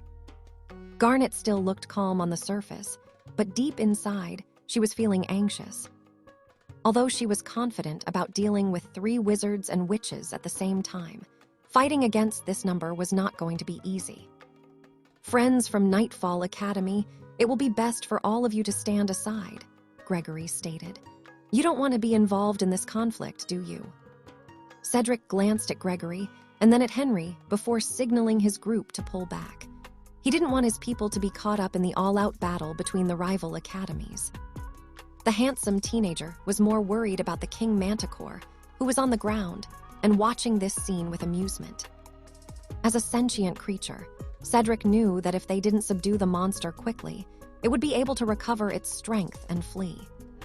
But given the current situation, he really had no choice but to take a step back for his and his members' safety. "Nicole, listen to me," Henry said in a volume that only she could hear. "You and Garnet head to Djangga Valley. We can handle ourselves just fine." Nicole frowned when she heard Henry's words, but in the end, she nodded her head and gestured to Garnet. The Scarlet Witch nodded her head in understanding and waited for Henry's signal. "Rowan, I trust that you're not going to kick the bucket with only this many opponents, right?" Henry said in a teasing tone. "If they wanted to kill me, they would have to surround me with at least 100 people," Rowan snorted. "Just this much is only a warm-up for me." Henry chuckled and eyed Gregory with a smirk on his face. Without any warnings, the head prefect of Dud Manor threw 2 silver daggers in 2 opposite directions. One was headed for Gregory, and the other was headed behind him, where a witch was barring the way of their escape. Gregory sneered at the sight of the silver dagger that was flying towards him. "I already know your tricks, Mage Slayer," Gregory shouted. "It won't work on me." Summoning a sword, Gregory swung to deflect the silver dagger that was aimed at his head. However, just as he was about to hit the dagger, Henry swapped places with it and reappeared in front of the 4th year, who still had a sneer on his face. "Titan's strength," Henry said as he punched forward, meeting Gregory's sword that was covered in purple flames. The moment his punch hit Gregory's sword, the latter felt as if he had swung against a train that was going at full speed. The collision was so strong that his sword broke in 2, and Henry's punch collided with his face, making it explode like a watermelon. Everything happened so fast that everyone was shocked, including Cedric, who was seeing the Mage Slayer fight for the first time. Right after killing his opponent, Henry disappeared from where he was and reappeared where the dagger that he had thrown towards the witch was. Without even a shred of mercy, Henry punched forward with the intention of killing the witch as well. However, the witch was 1 step ahead of him and broke the escape rune in her possession.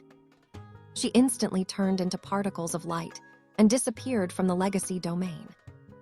Unlike Gregory, who was too full of himself, the witch felt death the moment the dagger was thrown in her direction. Trusting her guts, she didn't hesitate to take out her escape rune and break it instantly, barely escaping with her life. "Now," Henry shouted. Nicole and Garnet moved in his direction in order to escape through the path that he created. The pink-haired beauty even summoned her shield and raised it above her head. She did this to give Henry a platform that he could step on.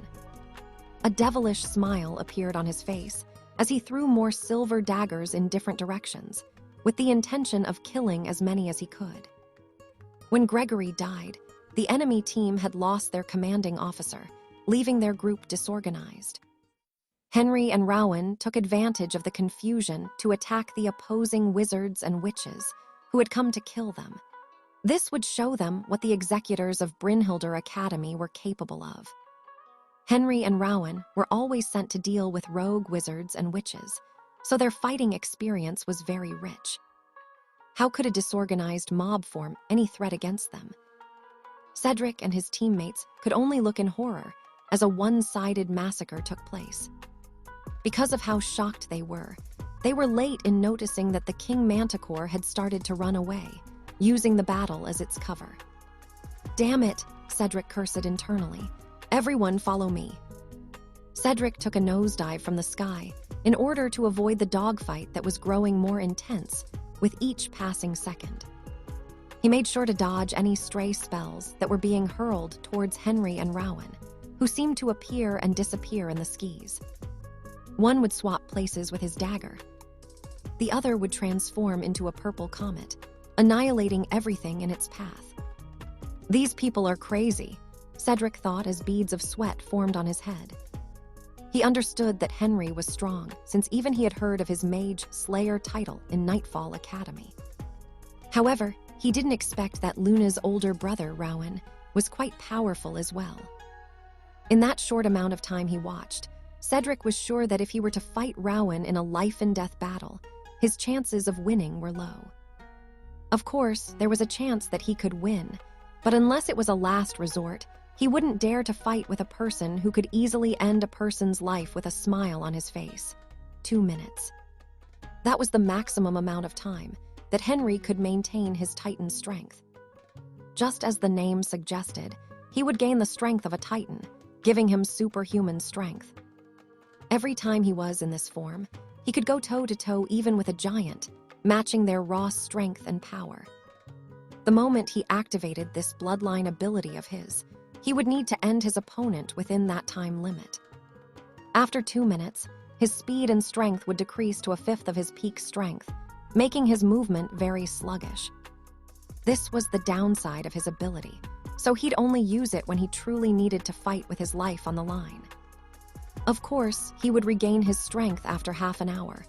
However, he would be unable to use his ability, Titan Strength, again for a day. The silver daggers flying in the sky were like the messengers of death that heralded the slaughter of anyone they hit. But since the number of their opponents was simply too many, Henry and Rowan were unable to pursue them all. This was especially true since Henry couldn't fly and had to rely on his daggers to keep fighting in the sky. Some of the wizards and witches flew in different directions, while some decided to target Nicole and Garnet, thinking that the two of them were weak. Losing his momentum, Henry plummeted to the ground, while Rowan was still hurling dark fireballs at his targets, seeming not to care if the head prefect of Dud Manor was to fall to his death. If someone were to see this, they would think that Rowan was heartless. But that wasn't necessarily the case. If Henry could die because of a free fall, the title of Strongest Wizard in Brinhilder Academy would be all for naught. The head prefect of the Dud Manor was just a few seconds away from falling to his death, but his face remained calm like the surface of a lake. A moment later, he disappeared midair and reappeared where Nicole and Garnet were. What their enemies didn't realize was that Nicole and Garnet were both carrying one of Henry's silver daggers. This was the insurance that he had given them just in case their lives were in danger. These daggers were currently placed behind their flying brooms so that, if Henry needed to swap places with them, he would reappear at their location instantly. Nicole's flying broom shook a bit the moment Henry materialized out of thin air. The wizards and witches pursuing the two ladies gasped in shock the moment the Mage Slayer appeared in front of them. Without even saying a word, Henry threw several silver daggers in their direction, forcing them to make evasive maneuvers. Perhaps traumatized by what had happened to Gregory, these wizards and witches didn't hesitate to break their escape runes in order to save their lives. A smirk appeared on the Mage Slayer's face as he watched the beams of light fly upwards. What his enemies didn't know was that the 2 minutes of his skill was already up, and the side effects of his ability had also started to kick in. "Is it over?" Garnet asked. Since they no longer had anyone pursuing them, they no longer had a reason to run away and hovered in the air. "It's over," Henry replied. "Let's go back to Rowan. His battle might also be over by now." He then raised his hands, and the silver daggers that he had thrown away flew back in his direction. This was the special enchantment that was imbued in them, allowing Henry to retrieve them with ease. A few minutes later, They returned to where they left Rowan and saw the third year seated on top of his flying broom. His robes were torn in several places, and his face was a bit pale. However, he was still alive, and that was all that mattered. When Henry disappeared, their enemy regained a bit of their confidence and started to gang up on Rowan. But the latter proved to be more tenacious than they had expected, even managing to kill 2 wizards before they decided to leave him alone. "You still have a long way to go," Henry said as he looked at the third year, who was in a sorry state. "Speak for yourself," Rowan snorted. "I could slap you right now and you'd be unconscious for a week." "Sure," Henry rolled his eyes at the shameless guy, whose robes were in tatters. Fortunately, Rowan had more than one enchanted robe in his storage ring, so changing defensive gear was not a problem for him. All their robes were magically enhanced for this trip, making them as durable as magical chainmail. However, this level of protection didn't guarantee one's safety, especially when fighting against multiple enemies at once. "How many escaped?" Rowan asked. Henry shrugged. "I didn't bother counting." Hearing his reply, Rowan clicked his tongue in annoyance. "So what now?" Nicole asked. "Are we going to pursue them, or should we run after the King Manticor?" "Do you even need to ask?" Rowan removed his wizard robes, exposing his muscular and chiseled body. "We're going to continue our mission." Nicole glanced at the third year's buffed body, but she wasn't attracted by it. Although Rowan's upper body was filled with masculinity, it fell short compared to Ethan's physique, which seemed to have been sculpted by the gods. "Ethan's is still better," Nicole muttered in a tone that only Garnet and Henry could hear. "His body looks nicer." This made the head prefect of Dud Manor chuckle, while the Scarlet Witch just tilted her head in confusion. Clearly, Garnet had no idea what Nicole was talking about. After Rowan finished changing clothes, they headed in the direction the other wizards and witches had gone in order to escape. Little did they know, outside of the Legacy Gate, the headmasters and professors of the academies that they had attacked all had grim expressions on their faces. The professor of Darkmoon Academy was livid after hearing that Gregory had died. Not many in Darkmoon Academy knew that the 4th year, who served as the captain of their group, was actually his nephew. He had high hopes for the young man and believed that the latter would raise the prestige of their family after his triumphant return. But now, those dreams had been shattered, and the only thing that remained was hate. The professor of Darkmoon Academy glared at Professor Barrett, who was calmly cleaning the monocle in his hand while humming a happy tune. As if sensing that someone was looking at him with the intent to kill, the professor of Brinhilder Academy only smiled before returning the monocle in his eye. "You reap what you sow," Professor Barrett said to no one in particular.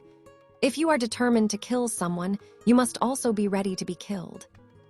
The ex-magistratus then glanced in the direction of the professor from Darkmoon Academy as his smile grew.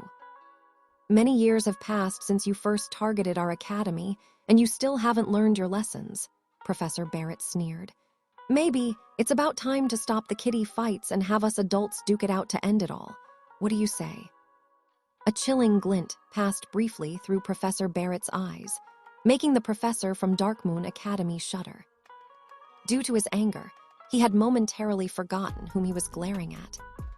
The person who was looking at him with a sneer was none other than the most powerful magistratus, who had been active for 40 whole years. Although he was now retired and had taken a teaching position at Brinhilder Academy, he was still someone whom no sane wizard or witch would dare to offend. Because of this, the professor from Darkmoon Academy had no choice but to rein in his anger and take a step back from a full-blown confrontation. He knew with certainty that, when he returned to Darkmoon Academy, his position and his life might be in danger due to the losses that they had suffered on this expedition into the Legacy Domain. After running after the King Manticore for nearly 6 hours, Cedric and his team were at their wits' end. All of them were not only tired and exhausted, but some of them were even injured. The chase went on and off. Whenever the monster could no longer fly, It would land on the ground and attack them with poisonous spikes it shot out of its scorpion-like tail. This hunt had simply become a battle of attrition between the teenagers and the king manticore. Neither wanted to give up, but all of them were reaching their limits. Even Cedric was already physically, mentally, and emotionally exhausted. Although the king manticore was seriously injured, they were still unable to deal a crippling blow, one that would allow them to subjugate it and finally give them time to rest as they waited for reinforcements. "Cedric, this can't go on," a second-year wizard spoke up. "If we keep this up, we might really die fighting this beast." The other 5 wizards and witches, who had accompanied Cedric to pursue the monster, were in agreement. They were truly at their wits' end, and neither side was able to break the stalemate. The handsome teenager knew that if the monster chose to escape now, none of them would have the strength to chase it. Fortunately, it seemed that the monster was just as exhausted as them, and was simply stalling for time in order to recover their strength. The face-off between men and beast lasted for half an hour. It was at that moment when the king manticore recovered enough strength to open its wings and started to lift itself into the air to fly towards Djangga Valley. Cedric gritted his teeth, but he didn't give the order to pursue. None of them could continue the battle, and he understood that pushing everyone to their limits would be suicide. However, just as the manticore was just gaining altitude, a lightning bolt struck its body, causing it to roar in pain. The unexpected attack that came out of nowhere caught it by surprise, and it directly crashed to the ground after losing its strength to fly. Streaks of electricity ran amok through its body like live snakes, making the creature finally succumb to its injuries and lose consciousness. Cedric and his group noticed that a dark blue trident was embedded in the side of the king manticore's body. Although the others didn't recognize it right away, Cedric did. How could he possibly forget the weapon that his rival had wielded in his battle against him? As if waiting for that moment, several wizards and witches, riding flying brooms, appeared in their sight and hovered dozens of meters above the fallen king manticore. The handsome teenager's gaze automatically locked on Ethan, who was riding on the same flying broom as the angelic beauty whom he planned to pursue. Swallowing his pride, Cedric propped himself up from the ground and looked at the fallen monster to make sure that it was really unconscious. After he had confirmed that it was no longer a threat, he once again shifted his attention to Ethan. "Thank you for the help," Cedric stated. "Nightfall Academy will not forget this favor." Ethan nodded to acknowledge Cedric's words. He then whispered something in Luna's ear, making the angelic beauty nod her head. This scene caused an ache to pass through the handsome teenager's chest, as their intimate gesture filled him with jealousy. A second later, Luna maneuvered her flying broom to fly back in the direction of Djangga Valley. Ethan's entourage followed suit, and soon, they disappeared from Cedric's vision. The handsome teenager took a few deep breaths before looking at the least injured member of his party, which was the second year who talked to him a while ago. "Go back and inform the others that the king manticore has been subjugated," Cedric ordered. "If possible, bring Lady Clara as soon as possible so she can put this creature in a cage." The second year nodded his head and flew northwest in order to share the good news with his teammates. Seeing him go, Cedric then took out some magical chains from his storage ring and used their magic to bind the manticore's legs and wings, preventing it from escaping. Only after the monster was restrained completely did he and the rest of his team breathe a sigh of relief. Although he didn't want to admit it, he felt inferior to his rival, who had easily dealt with the creature whom they had a hard time catching. Of course, Cedric could have done the same if he was at his peak strength, but right now, he was truly and utterly exhausted. He was even thankful that they would not go back to Nightfall Academy empty-handed, especially after getting the second-best boss monster that was inside the legacy domain. "I swear that I'll become stronger than you," Cedric vowed in his heart as he looked in the direction where Ethan and his group had disappeared. "I will prove to Luna that I'm better than you." After making that vow in his heart, Cedric laid on the ground and closed his eyes to rest. He was simply too tired, and all he wanted to do was rest for a few minutes to recover. The handsome teenager didn't care that he had to sleep on the ground and dirty his clothes. That was how tired he was. Not much could bother him anymore. Master, why didn't you kill that King Manticor? Bridget asked. I thought that you were on bad terms with Nightfall Academy. Ethan smiled. Letting them owe me a favor isn't a bad thing. Since I helped them this time, they will less likely look for trouble for Brinhilder Academy.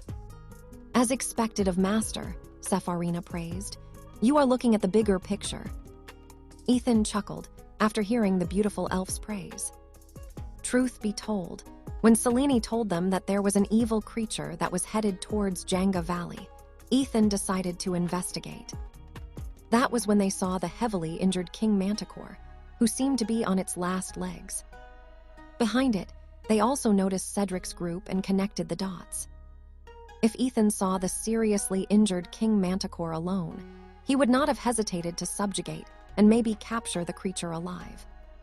But since Cedric's group had been hunting it first, he felt that it would be distasteful to steal their target from them for the second time. He already had the ancient Wendigo in his hands. Getting the King Manticor was simply asking for trouble, for it would make one of the neutral academies in Grandshire their enemy. In the end, the trade-off wasn't worth it, so Ethan decided to lend a hand this time and make Cedric and his academy indebted to him. Several days had passed, and now, only 5 days remained until their 1-month stay inside the Legacy Gate was up. Ethan's group had a bountiful harvest, nearly emptying the entirety of Djangga Valley of its natural treasures. Unfortunately, there were simply too many resources to take, and they didn't have enough manpower to excavate them all. They got all the precious herbs, fruits, as well as other unique flora that only grew inside the Legacy domain. Ethan stored them all with the intention of surrendering them to the Terra Manor, hoping that his seniors would be able to cultivate them inside the academy. Seleni, do you know where we can find the legacy of this domain? Ethan asked the carbuncle, who was currently resting in Luna's lap. Legacy? Seleni raised her head to look at the handsome young man who was her master's lover. What legacy? A special power that is exclusive to this place. Ethan tried to explain the nature of a legacy. It is something quite powerful that allows a wizard or witch to gain a new source of power. Seleni pondered for a bit before shaking her head. I don't sense anything like that in the Djangga Valley, Seleni replied. Maybe it exists in the other territories. Ethan sighed, having already expected to receive this answer. Seleni knew Djangga Valley since it was her own backyard. If there was a mysterious power in her territory, she would have certainly investigated it without a doubt. However, after she confirmed that no such thing existed in Djangga Valley, Ethan pondered for a bit. It is either in the Harrowing Desert, the Able Plains, or in the Emir Mountains, Ethan thought. Too bad, we only have a few more days left to explore. We don't have much time left. Although the young man wanted to find where the legacy was inside the domain, he decided that it would be more beneficial to continue gathering resources in the Djangga Valley than searching around aimlessly. Even though he felt disappointed about not getting the main prize of this expedition, subjugating the ancient Wendigo, acquiring the corpse of the giant black snake, as well as getting the resources of Djangga Valley, was more than enough for him to recognize that his gains weren't small either. Since that was the case, Ethan no longer bothered with the legacy and focused on getting as many resources as they could. Soon, the last day of the 1-month expedition was upon them. Ethan and his teammates all ate a hearty breakfast before deciding to return to the Legacy Gate. Seleni was now Luna's familiar, so she was able to merge with the angelic beauty's body, allowing her to leave the domain with her master. Everyone then took out their escape rune. Let's go, Ethan ordered. His teammates nodded and broke their escape runes at the same time. A few seconds later, they found themselves standing in front of the Legacy Gate, where Professor Barrett was waiting for them. To Ethan's surprise, his other teammates, whom they met in Ascot town of the Able Plains, were already standing beside the professor. Zane Blackbane, Sabrina Hayden, Brenna Rosewood, Odelia Brooke, and Brock Blackwell.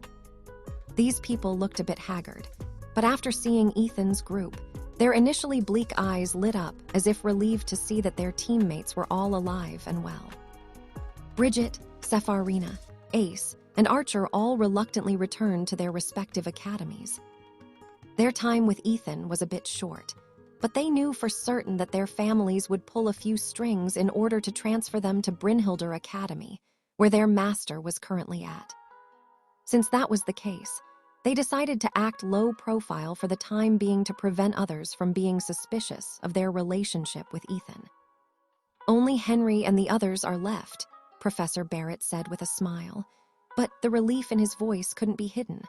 All of you did a good job in coming back alive.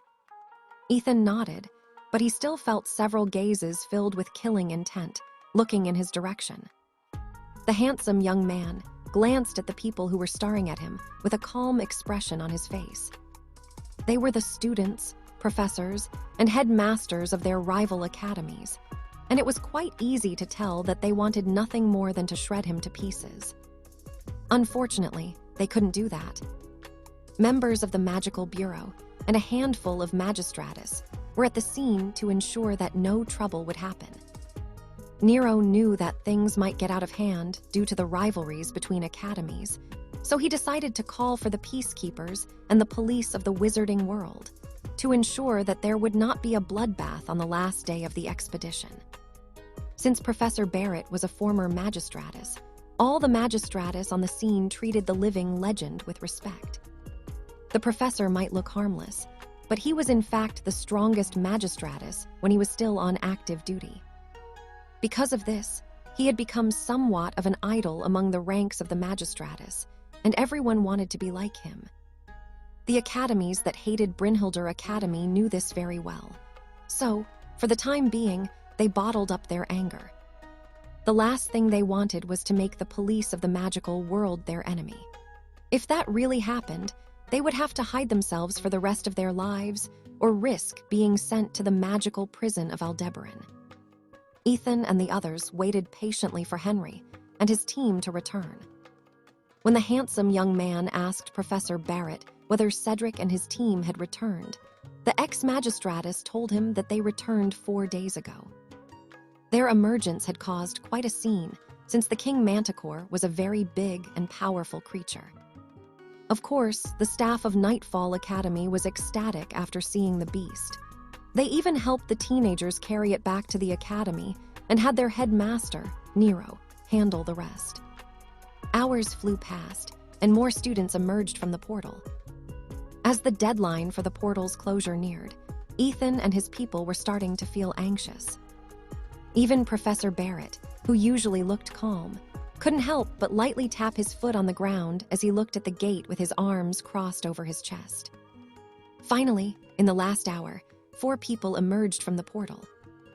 Nicole, Garnet, Rowan, and Henry, whose entire robe was covered with blood, appeared in front of everyone. Just as Professor Barrett was about to ask what happened, the head prefect of Dud Manor collapsed on the ground with blood seeping from the corner of his lips. The moment Henry collapsed on the ground, everyone from Brinhilder Academy rushed in his direction to check his condition. Sabrina, who was from Terra Manor, immediately used her healing magic to stabilize Henry's condition. Professor Barrett, on the other hand, took out an elixir from his storage ring and helped the young man drink it. Brock, who was also from Terra Manor, took out some kind of silvery powder from his magic pouch and sprinkled it over Henry, making his body glow faintly. The other students, the professors, and the headmasters of the other academies looked at this scene with curiosity. However, the ones who thought of Brinhilder Academy as their enemy wished in their hearts that the Mage Slayer had suffered a fatal injury serious enough to end his life. If it weren't for the Magistratus, who was also at the scene, they might have taken the chance to sneak attack Henry, ending the life of the strongest student of Brinhilder Academy. "What happened?" Professor Barrett asked Rowan.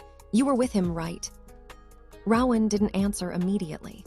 Instead, He held Professor Barrett's gaze for a few seconds before firmly shaking his head. The professor understood what Rowan was trying to tell him, so he no longer asked. "Can we return to Nightfall Academy so that we can stabilize the condition of my student?" Professor Barrett asked one of the professors of Nightfall Academy at the scene. "Of course, Professor," the professor replied. "Please come with me. I will escort you to the temporary teleportation gate that we have created." "Thank you very much." "No need to thank me, Professor. I'm just doing my job." Professor Barrett nodded his head in understanding and called out to one of the magistratus whom he was familiar with. "Richard, can you help me escort my student back to our temporary residence in Nightfall Academy?" Professor Barrett asked. "Why not?" Richard replied with a smile. "Our work is almost done here, so allow me to offer you my assistance, Professor." Richard then looked at his colleagues, and they all nodded their heads in understanding. Since Professor Barrett was someone they looked up to, helping him was not a problem. They also understood that not all of the academies had friendly relationships with each other. Since the boy covered in blood seemed to be very important to Brinhilder Academy, Professor Barrett's request for assistance made the people from other academies who were itching to end Henry's life think twice. Even if they succeeded in killing the boy, the consequences of offending the Council of Magistratus were not worth it. With the help of Richard and the professor from Nightfall Academy, the students of Brinhilder Academy returned to their temporary residence safely. "Thank you for your help, Richard," Professor Barrett said after arriving at their residence. "There's no need to thank me, Master," Richard replied. "I will do anything for you as long as you don't force me to commit a crime." The younger magistratus gave his master a respectful bow. Professor Barrett smiled and patted his disciple's shoulder. "Since that is the case, I will ask you for another favor later," Professor Barrett asked. "There is a high possibility that we might get attacked on our way back to the academy. Can you accompany us on our journey back home?" "Of course," Richard replied. "I'll make sure that all of you reach the academy safely." "Thank you." "There's no need to thank me, Master. This is just a trivial thing. Just think of it as one of the chores you've tasked me to do in the past." This time, Professor Barrett couldn't help but chuckle as he remembered how hard he trained Richard in order to ensure that he became a magistratus.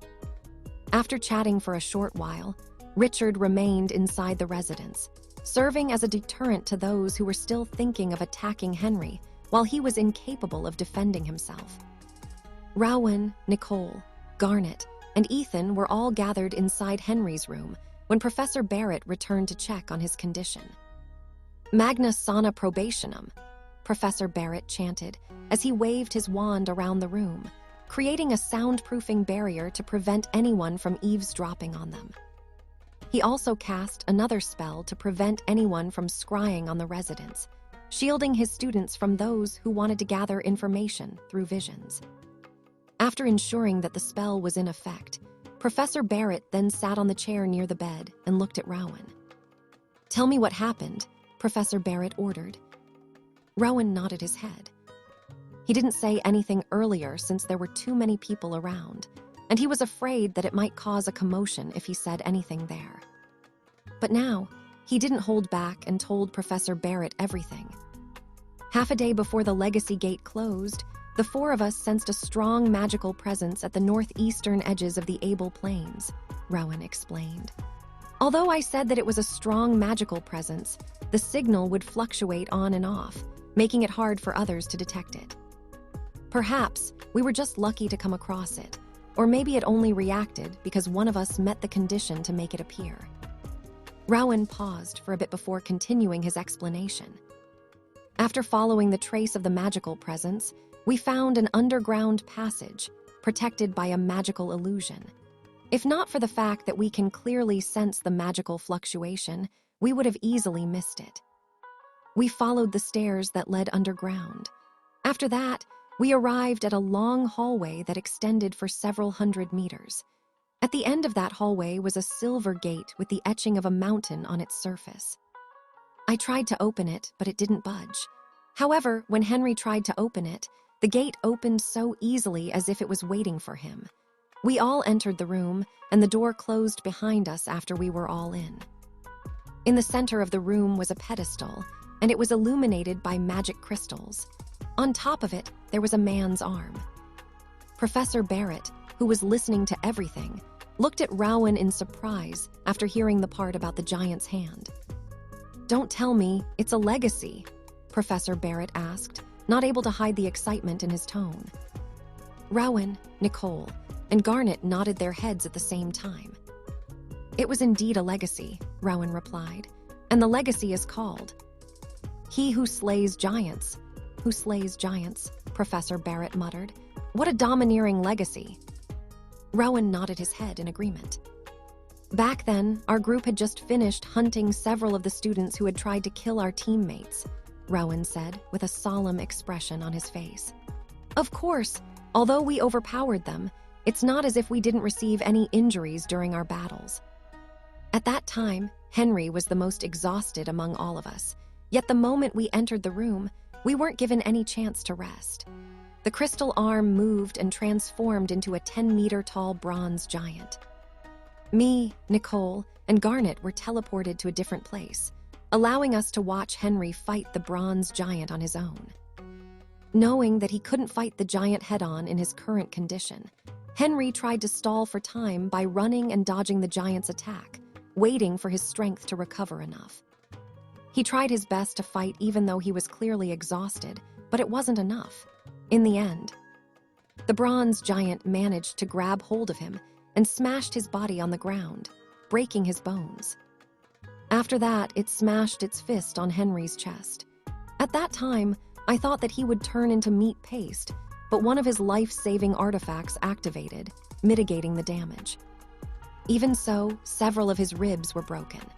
Fortunately, the bronze giant stopped its attack and simply stared down at Henry for nearly a minute before returning to its original form, which was the crystal arm. This crystal arm then merged with his body, and before we knew it, we all appeared to his side. We have given him all of our healing potions in order to prevent him from dying, but it wasn't enough. We knew that we needed to get out, so I gave him one of the escape runes I confiscated from one of the students who tried to kill us, and forced him to break it. The moment he disappeared in the room, all of us broke our own escape runes and appeared outside the legacy gate. You all know what happened after that. Ethan, who had remained silent from start to finish, looked at Henry, who was in a comatose. Sebastian and his other half had confirmed that the crystal arm was inside Henry's body, but it didn't become a part of its strength. In short, the crystal arm recognized that Henry was capable of wielding it, but the head prefect of the Dud Manor didn't pass its trial. This was similar to how Ethan digested the blood essence of the Tide Bringer, forcefully making it part of his body, gaining the second part of his legacy. Truth be told, the Tide Bringer's legacy had 2 stages. The first one was to gain Sebastian's acknowledgement, allowing the person he chose to wield the stone trident, which the Guardian of Zentris used as his vessel. The second one was to receive the Tide Bringer's blood essence in order to gain his strength. But Ethan somehow managed to gain Sebastian's acknowledgement after the Guardian sensed the bloodline that was flowing inside Ethan's body. Although it was very faint, he knew that the handsome young man had a connection with the Tide Bringer, making him the perfect recipient of his blood essence. If any ordinary mortal were to take the blood of a deity, there was a high chance that their body would implode. This wasn't the case with Ethan, because his body had a high compatibility with the Tide Bringer's blood. The other thing that made things easier for Sebastian to recognize Ethan as the Tide Bringer's successor was the Sea God's trident. Just like him, the artifact in Ethan's possession was a fragment of a divine weapon that had the ability to channel and control the power of the sea and any bodies of water to a certain extent. Because of this, Sebastian figured that Ethan no longer needed to wield the stone trident, so the former compressed its power and turned it into a blue diamond, which was now embedded in the Sea God's trident, further amplifying its strength. In short, Sir Henry gained the legacy's recognition, but until he clears its trial, he will not gain its power, right? Ethan inquired. Exactly, Sebastian replied. Not all legacies are the same. Certain conditions must be met in order to gain their powers. That's right, Ethan's other half commented. For example, if you and Lillian don't do the deed, she will not be able to gain the legacy of the rivers and lakes until she comes across someone with the same nature as the Tide Bringer's legacy. Of course, these other legacies exist. I know, for one, that the Oceanus legacy exists. So, if I were you, I'd take that girl in. Because, if you do, you would be able to use your powers to their full potential, even when the battlefield you're in is away from the sea. That's right, Ethan, Sebastian chuckled. That girl is already smitten with you. All you need to do is nod your head and it's already a done deal. It's a win-win for both sides. His two greatest allies and critics both laughed at the same time. They even urged Ethan to do the deed with Lillian before they returned to Brinhilder Academy in order to gain access to her powers, allowing him to summon rain inland and command the powers of the rivers and lakes to do his bidding. The handsome young man ignored the two annoying bastards who were causing a ruckus inside his head. Although he knew that they were talking very casually about making Lillian one of his women, he understood that they were only half serious about it. Sebastian and his other half knew that Ethan wasn't the kind of person who treated others like tools, especially if that others was a lady who had feelings for him. Of course, he also understood where they were coming from. Being one with Lillian would not only allow the beautiful young lady to possess a legacy that would make her a powerhouse, but it would also allow Ethan to become a lot stronger, allowing him to fight on land and sea without problems. Because of this, he decided to not ignore her advances and allow their relationship to develop naturally. While Ethan was deep in his thoughts, Professor Barrett stood up and made an announcement. Tonight at midnight, we will leave Nightfall Academy, Professor Barrett stated. All of you prepare for departure. The sooner we return to the academy, the safer Henry will be. I will inform the others. For now, get a few hours of rest. You will need it. The professor then glanced at the young man, who was showing no signs of waking up inside. A few seconds later, he left the room in order to discreetly inform his students about their departure. They had to leave Nightfall Academy before the others got wind of their plans. Fortunately, he had stored their flying ship inside his specialized magic box, allowing him to summon it any time he wanted. It will be a long trip back home, Professor Barrett thought. I just hope that we don't encounter any ambushes on the way back. In order to ensure the safety of his students, he decided to make last-minute preparations. Fortunately, Professor Reinhardt had given him several of the powerful artifacts of Brinhilder Academy, just in case something like this were to happen during their stay at Nightfall Academy. Just past midnight, the flying ship of the Brinhilder Academy soared high above the clouds, gradually disappearing from view. Professor Barrett, who was controlling the flying ship, sharpened his senses, just in case of an ambush.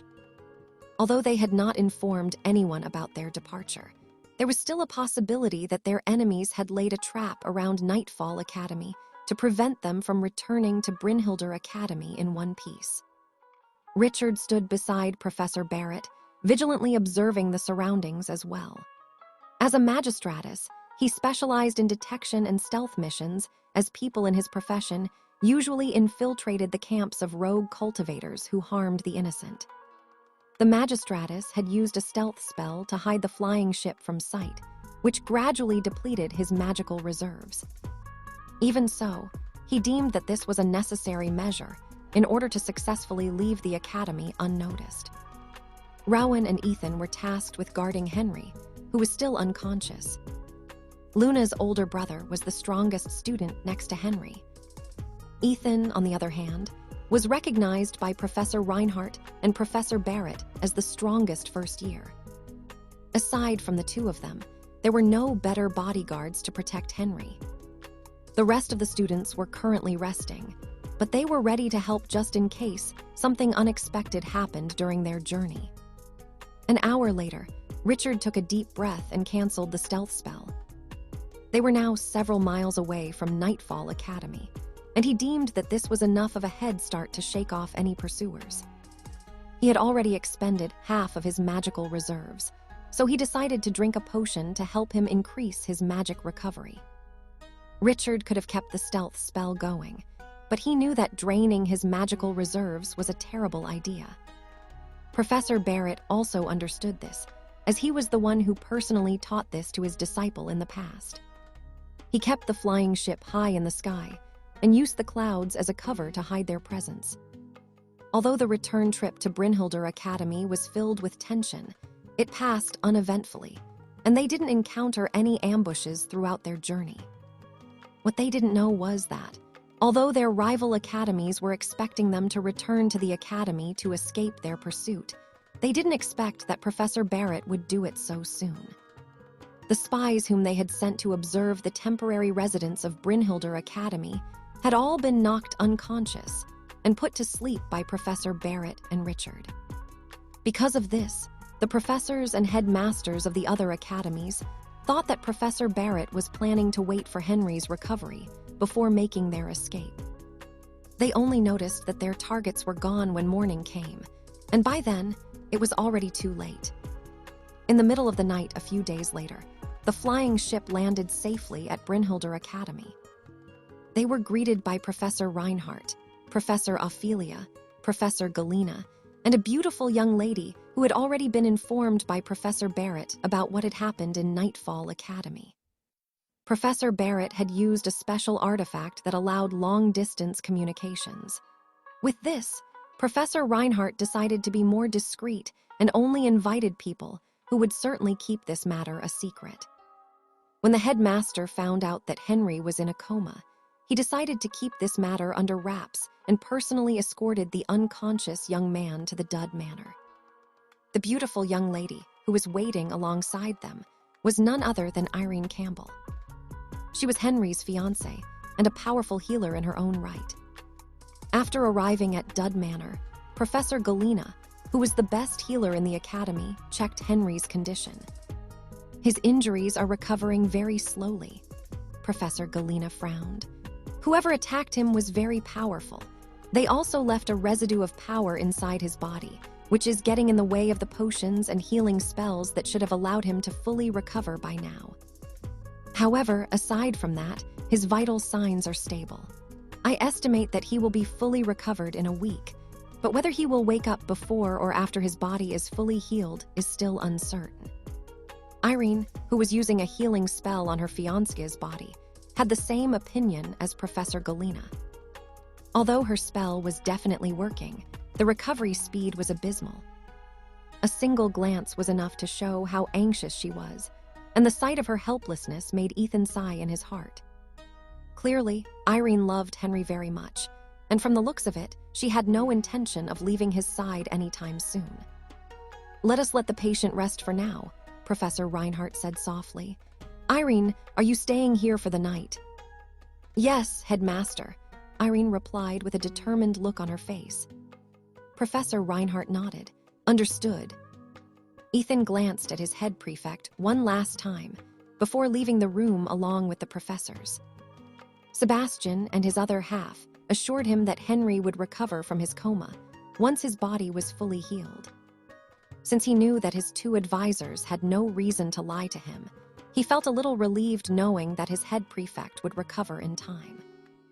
"You should rest, Master," Lilith said as soon as she jumped out of Ethan's shadow after the handsome young man closed the door of his room. "You look very tired." Ethan nodded his head in agreement. During the journey, he barely got any rest because he was constantly on high alert. Only after leaving Henry's room did he start to feel the fatigue that had accumulated over the past few days, and it made his body as heavy as lead. Removing his robes, Ethan went straight to the bathroom in order to take a quick shower. As he was so used to being alone, he had temporarily forgotten that Lilith was in the room with him. The black cat was quite happy with the eye candy right before her eyes, and she even thought that her master might have not taken her seriously because she was always in her cat form. Perhaps Ethan subconsciously thought of Lilith as a magical beast like Seleni, instead of a young maiden, which explains why he didn't mind being seen by her. A few minutes later, he left the bathroom and dried his body with a towel. After pulling on his underwear, he laid down on the bed, not caring that his hair was still a bit wet. Soon, the handsome young man fell asleep without a care in the world. The black cat approached her sleeping master in order to check if he was really asleep. After confirming that he was in deep sleep, she transformed into her beast kin form and covered his body with a blanket. Should I do it? Lilith thought as she looked at Ethan's defenseless body. After a minute of silence, she shook her head and returned to her cat form. She then jumped on top of the bed and snuggled close to Ethan, falling asleep beside him. Lilith originally planned on hugging Ethan in her beast kin form as she slept with him, but she deemed that this was an inappropriate thing to do. Also, there was a chance that Ethan might hate her for taking advantage of him in that manner. So, in the end, she decided to play it safe and simply snuggled beside her master in her cat form. While the handsome young man and his protector were sleeping together, news of what happened in Nightfall Academy started to spread among the circles of the other academies.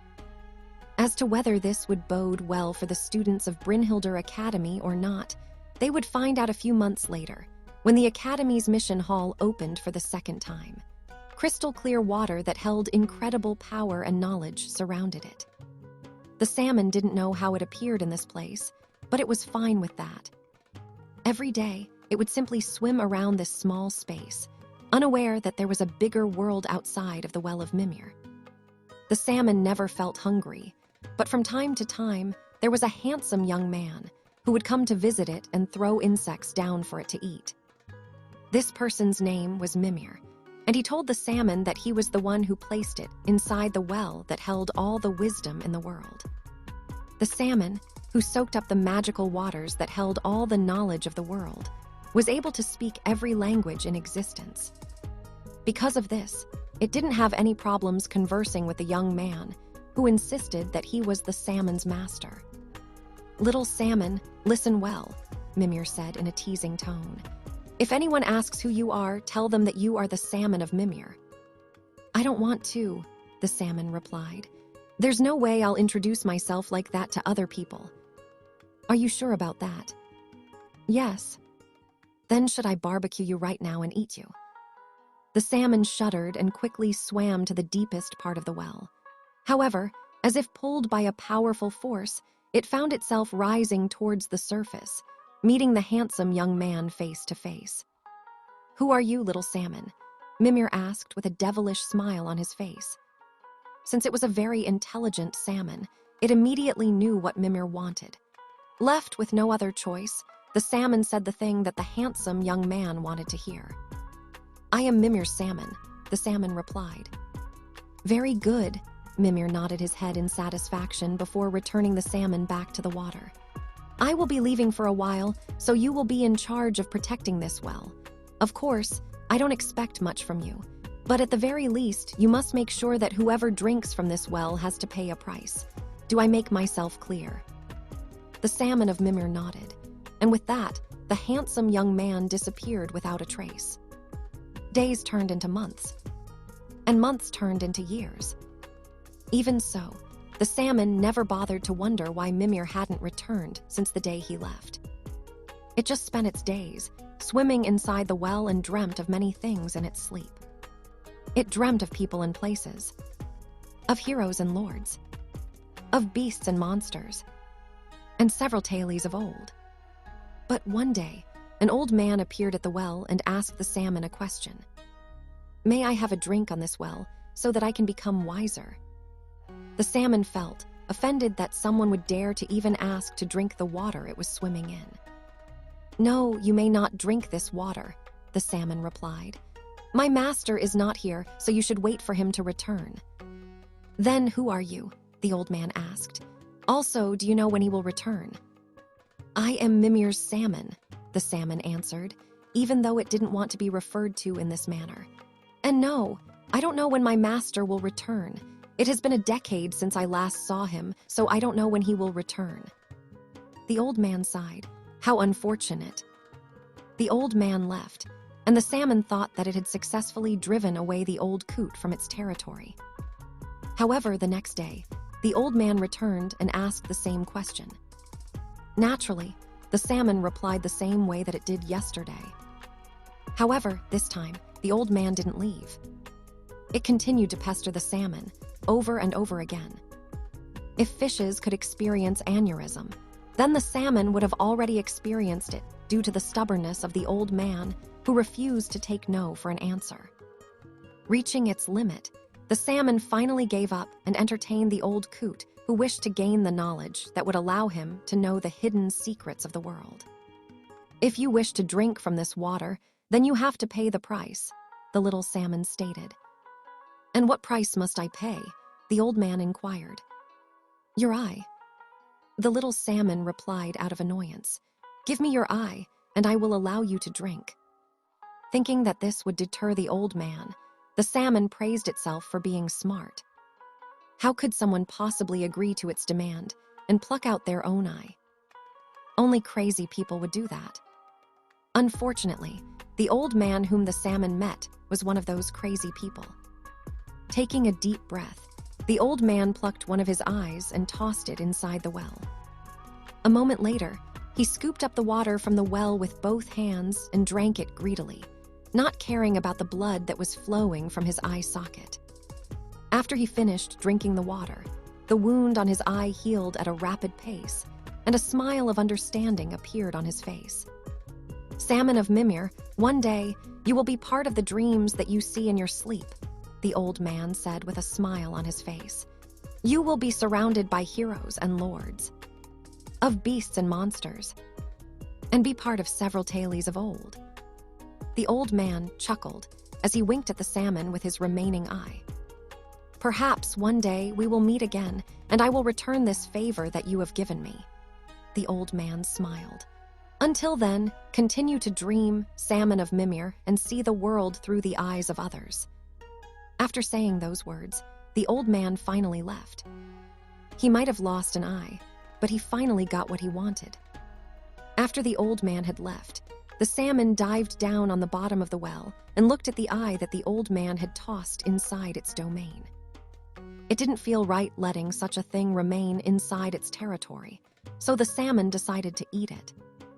The eye didn't taste good, but it was no longer around. Because of this, the salmon was able to breathe easily and returned to its normal routine of swimming and sleeping. As the Salmon of Mimir closed its eyes for the final time, it felt something soft press against its lips. Something warm spread inside its body, making it feel strong and able to do amazing things. As the waves of warmth and happiness spread inside every fiber of its being, it felt the strong urge to open its eyes. There, he found a beautiful young lady with light brown hair, with her eyes closed, kissing his lips. The moment the young lady pulled back, Ethan looked at her with his mind still half-conscious. "Chloe," Ethan looked at his cousin, who had kissed him while he was sleeping. "Good morning, sleepyhead," Chloe replied with a smile. Without another word, the young lady kissed Ethan's lips again, filling his body with her magical power. She had missed him so much, and the moment she saw his sleeping face, she felt the strong urge to kiss him. Ethan returned her kiss, and the two kissed for a while before the young lady pulled back and sat on the bed beside him. Lilith, who had sensed Chloe's presence, had hidden herself inside Ethan's shadow and watched the scene with envy. "Are you still not awake?" Chloe asked in a teasing tone as she lightly poked Ethan's cheek. "I am awake," Ethan replied, "but I had this weird dream." "What dream?" Chloe inquired, curiosity written on her face. Just as Ethan was about to reply, the dream that was still fresh in his mind while ago disappeared like a fleeting breeze. No matter how hard he tried to recall, he was unable to retrieve the memories that disappeared without a trace. "I forgot," Ethan blinked. "You forgot," Chloe smiled. "Yes," Ethan scratched his head. "Don't worry. You know our brains have this special function. Even if you have forgotten something, it will work hard to remember it," Chloe said as if this was common sense. "Of course, that doesn't mean that you will remember it right away. However, it's possible that you will dream that same dream one of these days. After Chloe finished her explanation, Ethan felt that what she said might be true, so he no longer thought about the dream that he had forgotten. Perhaps, one of these days, he would have the same dream. And once that happened, he hoped that he would not forget it again.